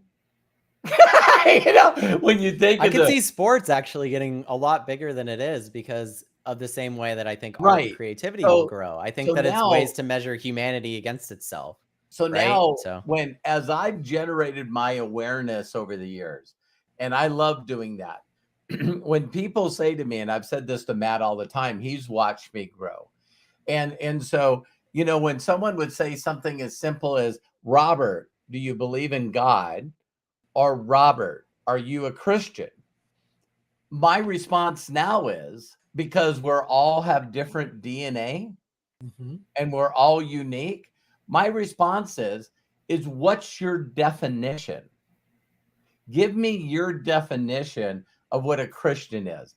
Give me your definition of what God is. Because I can't say yes because we're all unique. So Matt's watched me with AI really dive deep into this stuff. So I sent Matt a deal where I went on AI and just said, in all the written books, including the Bible and the Quran, what is the written book's description of God? The first one was spirit. The second one was light. The third one was love. And the fourth one was fire. mhm. Yeah. Okay. So when that popped up, and then it listed scriptures, it listed inversions, it listed, from the Quran, from all different religions. And then that was the first time that I understood when you hear religions talk about the Holy Spirit, or it's the Spirit, and then it's the Father, the Son, and the Spirit, and then all of a sudden you sit there and go, well, spirit's not male or female. And it sure ain't a bearded guy sitting on a throne someplace, So this has always been the quandaries that we've all had about what is really the meaning of life? What truly is the meaning of life? And so that's when I started, well, what's the difference between a spirit and a soul? Spirit is what energy is that runs everything. Soul is what makes you unique. Think Right. about that. Mm. So now, if everything has spirit and light in it, then the only thing that really connects us is love, because hate divides. So you got all these little emotions that we all try to play on, and there's an opposite of each one of those emotions. Instead of joy, it's sadness. And it's like, you either have faith of a mustard seed or you have doubt.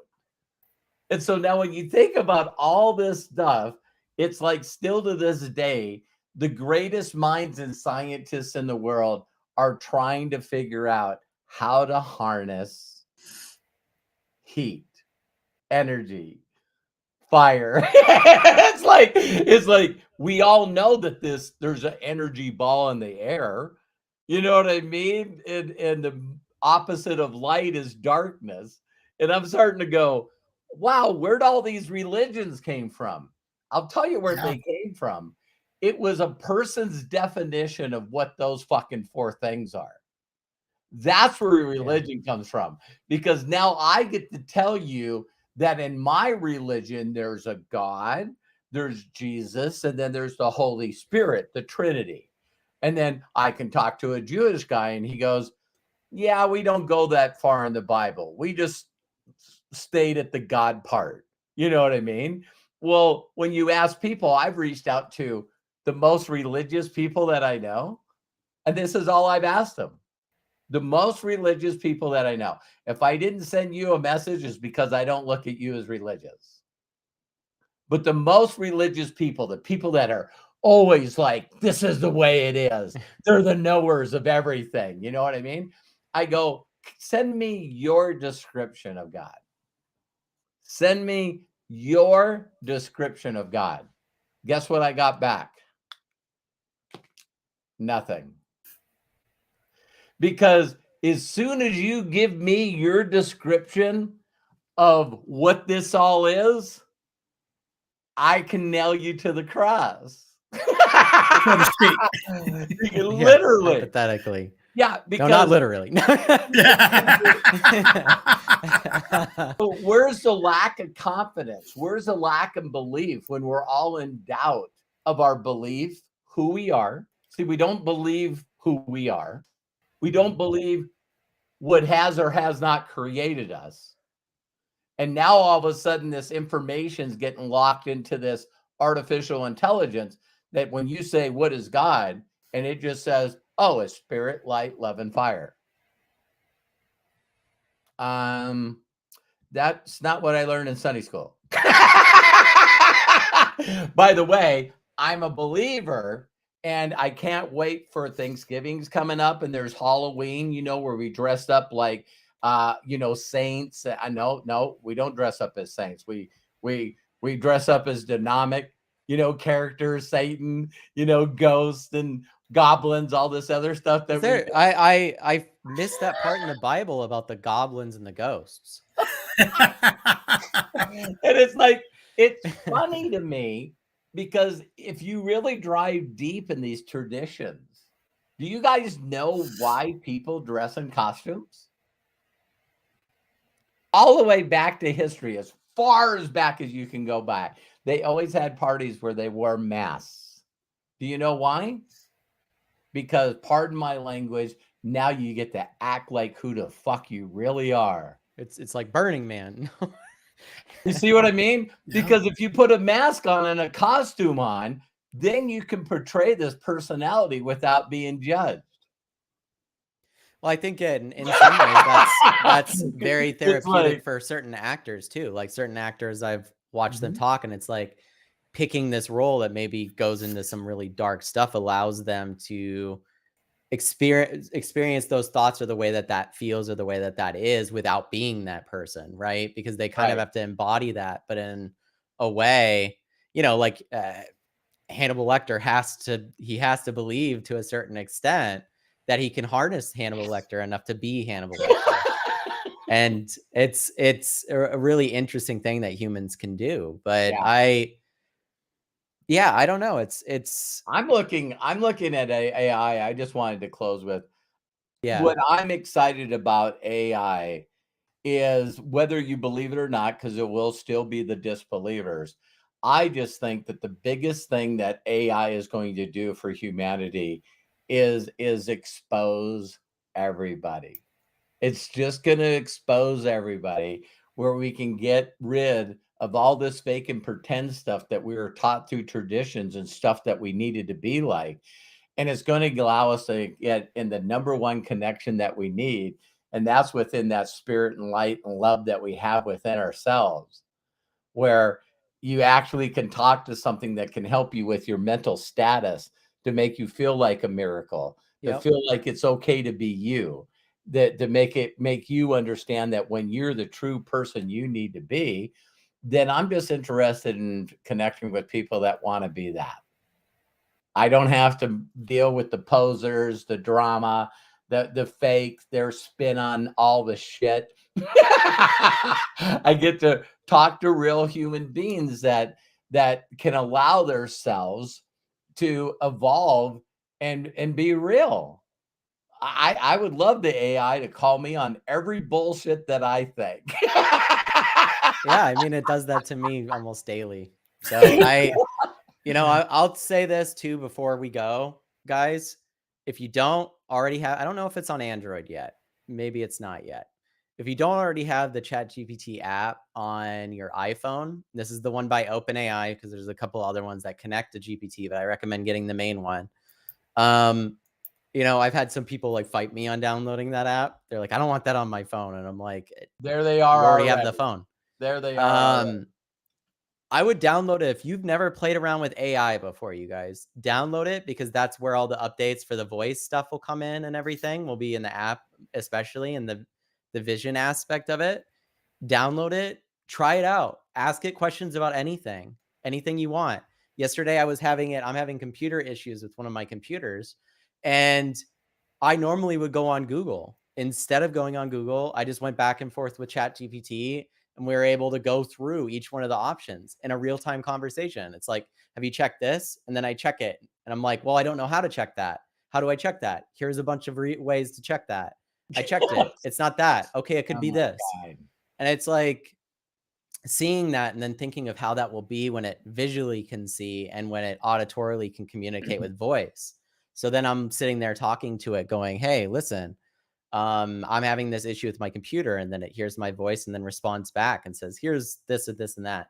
And it's weird because it kind of is getting the inflections of the human voice down and things that make it really weird. If you've seen her, there's this aspect in the movie at one point where he's like, why, when the AI responds, it has breaths in between its responses. And it's like, you're not breathing. Why do you have to have breaths?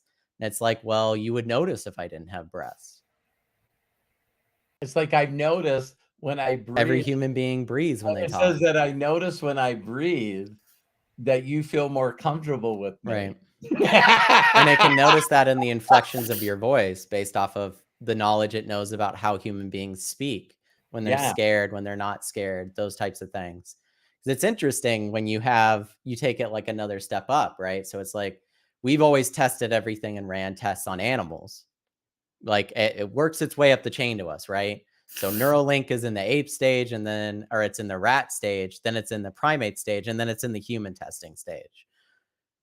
There will be a stage after that where the AI exists, where it's like, I've watched human beings do all these tests on themselves this entire time. And I don't think these tests have worked out so well. Why do they keep doing that? If you watched a bunch of rats do a certain test or something, it'd be easy to understand with your human intelligence going, oh, they're reacting this way because what we know about them is this. And that's the biggest thing I could say about this development, is that the AI will sit in that same spot we sit in with rats, where it can look at us, it knows everything about us and how we work, and it will go, they're doing that because of this. Here's the solution to stop them from doing that. Yeah. And we don't know what that solution is, you guys. We don't, because we're still those primates going, I want the most of everything. I want the best of everything. I want all of these things, scarcity, all this shit, right? Like I need to have superiority over you or somebody else based off of my wealth or based off of my intelligence. None of that shit matters, really. Right. It doesn't. And when that guise of all those things being important is eliminated, and I could educate myself, say there's an aspect of my education that I lacked, I don't worry about it. Why would I worry about it when I can just go to ChatGPT right now and have it teach me? I could have it give me a curriculum because I only have 30 minutes a day for the next month and I want to learn algebra 1 or whatever it may be. It could teach me all of those things in a curriculum every single day, showing up like a teacher would, and it will never get bored, and it has the best version of that information that you can have. Why do I need to go to college for that information anymore? Why would I need to go to college to have it teach me how to code when it can just spit out the code and I put it in the website? Because something that used to take me time to process of elimination, go, why isn't this site loading? I now just take the code, put it in there and go, what's wrong with it? And it says this is wrong with it. Matt showed me a video. Where the guy took a screenshot of a website and sent it into the AI. No, that was the whiteboard. So he drew a whole website design and how it would work with the pages on a whiteboard, and then took his phone with GPT Vision, because he has the beta for it, took a picture of the whiteboard and then asked GPT to take the whiteboard and develop their ideas into a website, and it did it. Yeah. So it's like the hyperlinks, the layout, everything. Everybody sees it as a machine, and eventually they'll all see it as another person. It will just be another person in the room. It just so happens to be the smartest person there. So I think that will happen as the vision aspect of it comes out in the audio. I think one of the biggest things, especially for older generations, like my grandma, she's in her 80s. I don't think she's going to sit there and type to GPT, but if I can get her to download it on her phone and she can talk back and forth to it, oh yeah, she'll use it.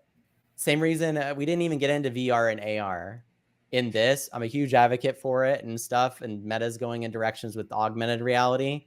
But the biggest thing, if you've ever had somebody sit down and try to play video games, you give them the controller. I've given my mom and my dad a video game controller before. They're like, they can't shoot anything. They can't hit anything because they haven't been 5 years old trained on it, right?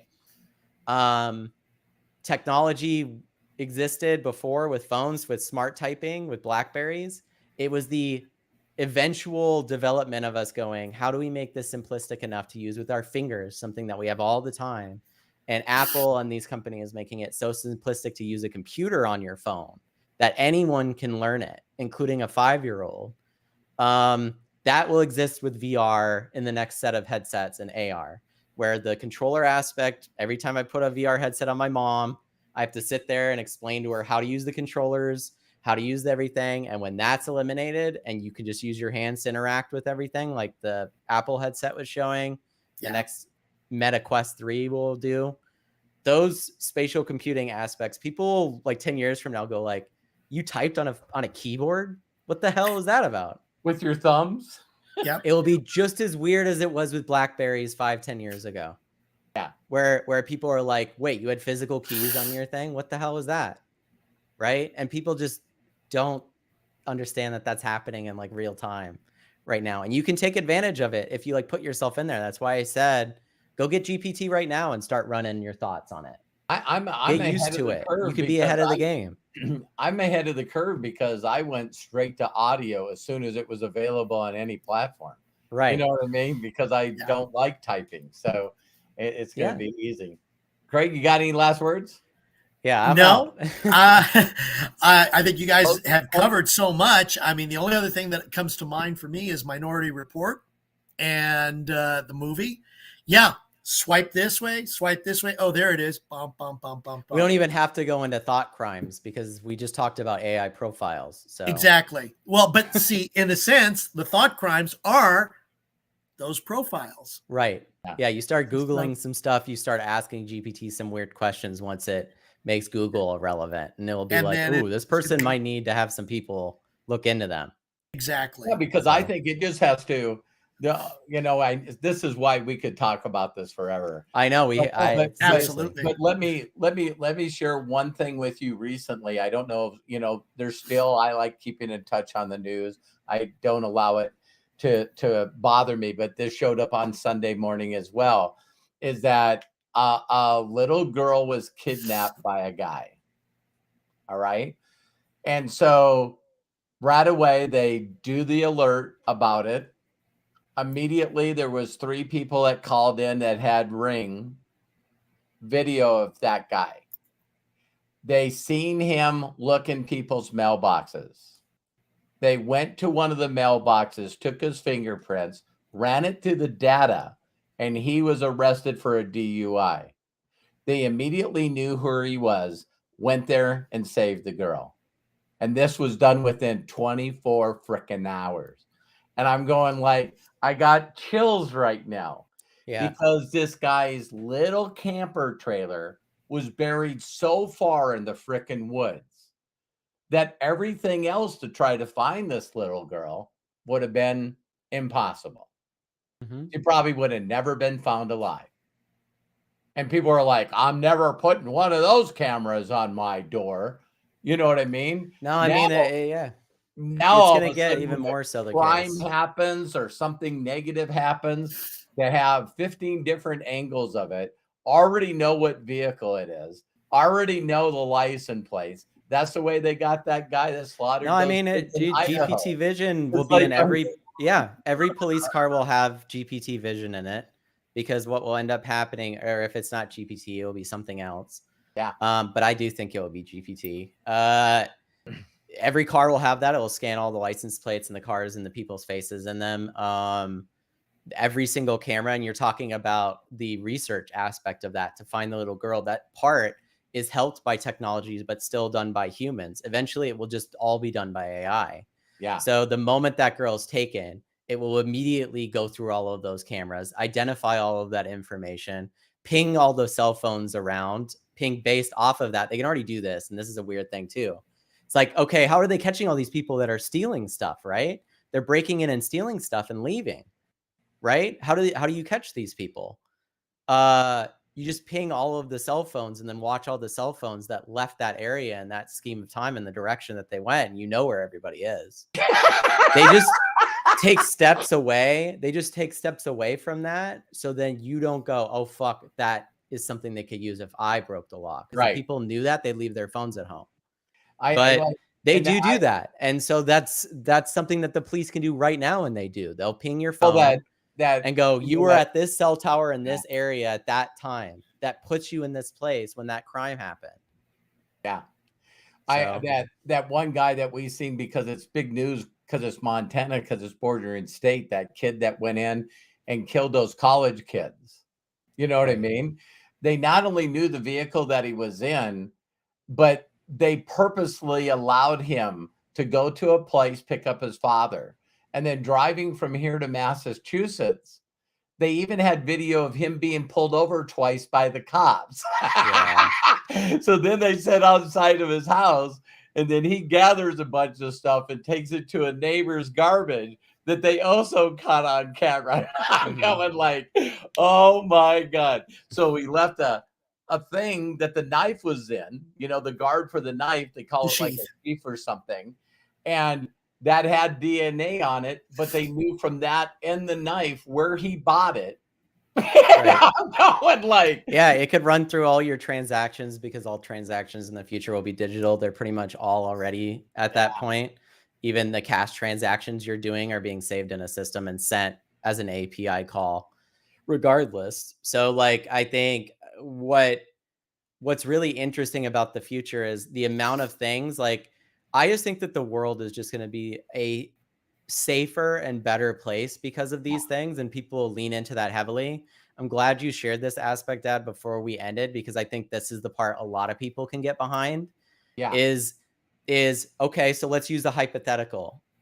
GPT is in all the cameras, right? It's watching cameras that surround a school. It knows that someone's already on the radar, and it sees their car pull up with their license plate.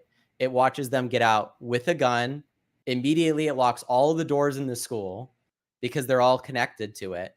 And it immediately calls the police to come over and stop this person.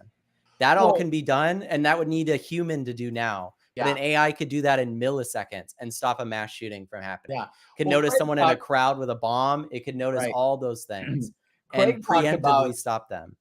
Craig talked about Minority Report, and that's what got me on this. And Right. so I'm thinking, you know, when everyone's willing to admit that not everyone at all times is stable mentally, this self-bullying yourself, right? Right. The AI is going to catch people communicating and chatting on boards and not a normal way, that they're mentally not where they're supposed to be. Then it knows that the person went and bought a gun. So now it's not that you pick them up for think police, is that the AI knows that now the person's putting on a vest and they're going to their automobile.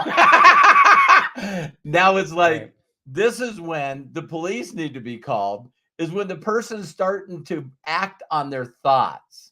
They're starting, even if we weren't talking about a school shooting, we're talking about committing suicide, that you actually can see the person in the wrong mental thoughts. And now they're going to Walmart to buy some ammo. And now all of a sudden, the guy comes out, the girl comes out with the ammo, and now there's someone there not to arrest them, but to say, hey, listen, we're here to help you. What's Yeah. going on? Let's get you some professional help. Let's get you, these thoughts that you're I having. mean, even being the therapist in and of itself too, like Yes. being able to communicate with people while they're dealing with those problems and get them the help they need, or figure out, just as easy as I said, the process and trial and error with my computer, it will do that with your mind too. Yeah. So if you're dealing with anxiety, download the app, start talking to it about your anxiety. It will give you some things that will help. You can even say that it didn't help. You're like, listen, I just went to try to meditate and it didn't help my anxiety. What could I do about that? It will keep going as long as you want. Yeah. And I think the further we get from it, or the more time we spend with it, the more it will be ingrained in our day-to-day lives. We won't worry as much about the Terminator stuff as much because we'll see it as like the best tool we've ever invented for ourselves to solve our own problems. And it really is just like going all the way back to like a pickaxe or a chisel or something to shape rock or to do anything like that. We've always invented these tools as human beings to help ourselves. And now we're just finishing the best tool we've ever invented, which is one that takes us out of the equation, because the human aspect of a lot of these equations is why things have gone wrong. Yeah. And so the solution to a lot of those problems have been fixed by computers running simulations and going, this would be the right solution. So I think when you think all the way, you want to think 40 years from now, you think of a society that's ran by an artificial intelligence at the top, right? So everybody's conferring to that intelligence. It kind of sounds a little scary because you're like, oh, well, what about human autonomy? But the reality is that I think if we don't destroy ourselves in the process or destroy it in the process, I think that we can get to some place that's utopic enough that we can all like collectively relax for once.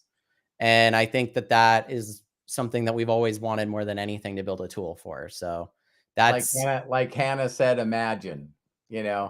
Yeah. I mean, that's what I type into Midjourney every day /imagine. So now you got someone that, is creative, and Lennon can sit down and write a song about imagination. And if you just listen to the words, it's getting rid of all the things that divide us. Yep. Get rid of all the things that divide that are all, believe it or not, this is going to blow your mind. Every single one of those divided things, man-made. Yep. Every single one of them. So that's the issue. That's the problem, is us. Can you imagine an AI? Imagine an AI going, we need a person that has power of a free country to make decisions. But you only can pick between a donkey and an elephant. And it goes, well, why wouldn't you just pick the most intelligent, compassionate person that's humble enough to always ask for help from the smartest people on the planet? It doesn't exist. Yeah, and it's going, well, wait a minute. That's not red or blue.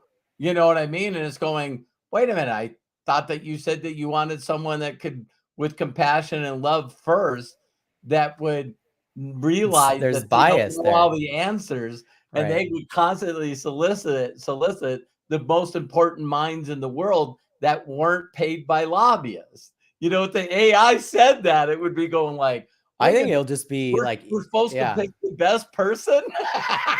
It'll be even easier than that, because I don't think that there will need to be that level of process, because I think a lot of the solutions to this won't be immediate because it takes a long time. And I always use this saying, it's like, it took us a long time to go from complete and total monarchy to capitalism, even, right? To like a free market where you can buy your own land and own your own land and do whatever you want with it. So to think that capitalism eventually will no longer exist and will be in this level of society that is more so dictated off of our wants and needs, but none of those things will no longer be materialistic things, because those were self-made by us, right? I drive a nice car, therefore I'm better than you because I make more money than you. It's like, wait, you still could drive a nice car and you still could judge people off that, but I don't think people will take it as much of a value as they do now. So because they just won't. So I think your compassion will be more valuable. Your thoughts will be more valuable. The things that make you human and different than AI will make you the most valuable person. So work on those things. Work on connecting with other human beings. Craig?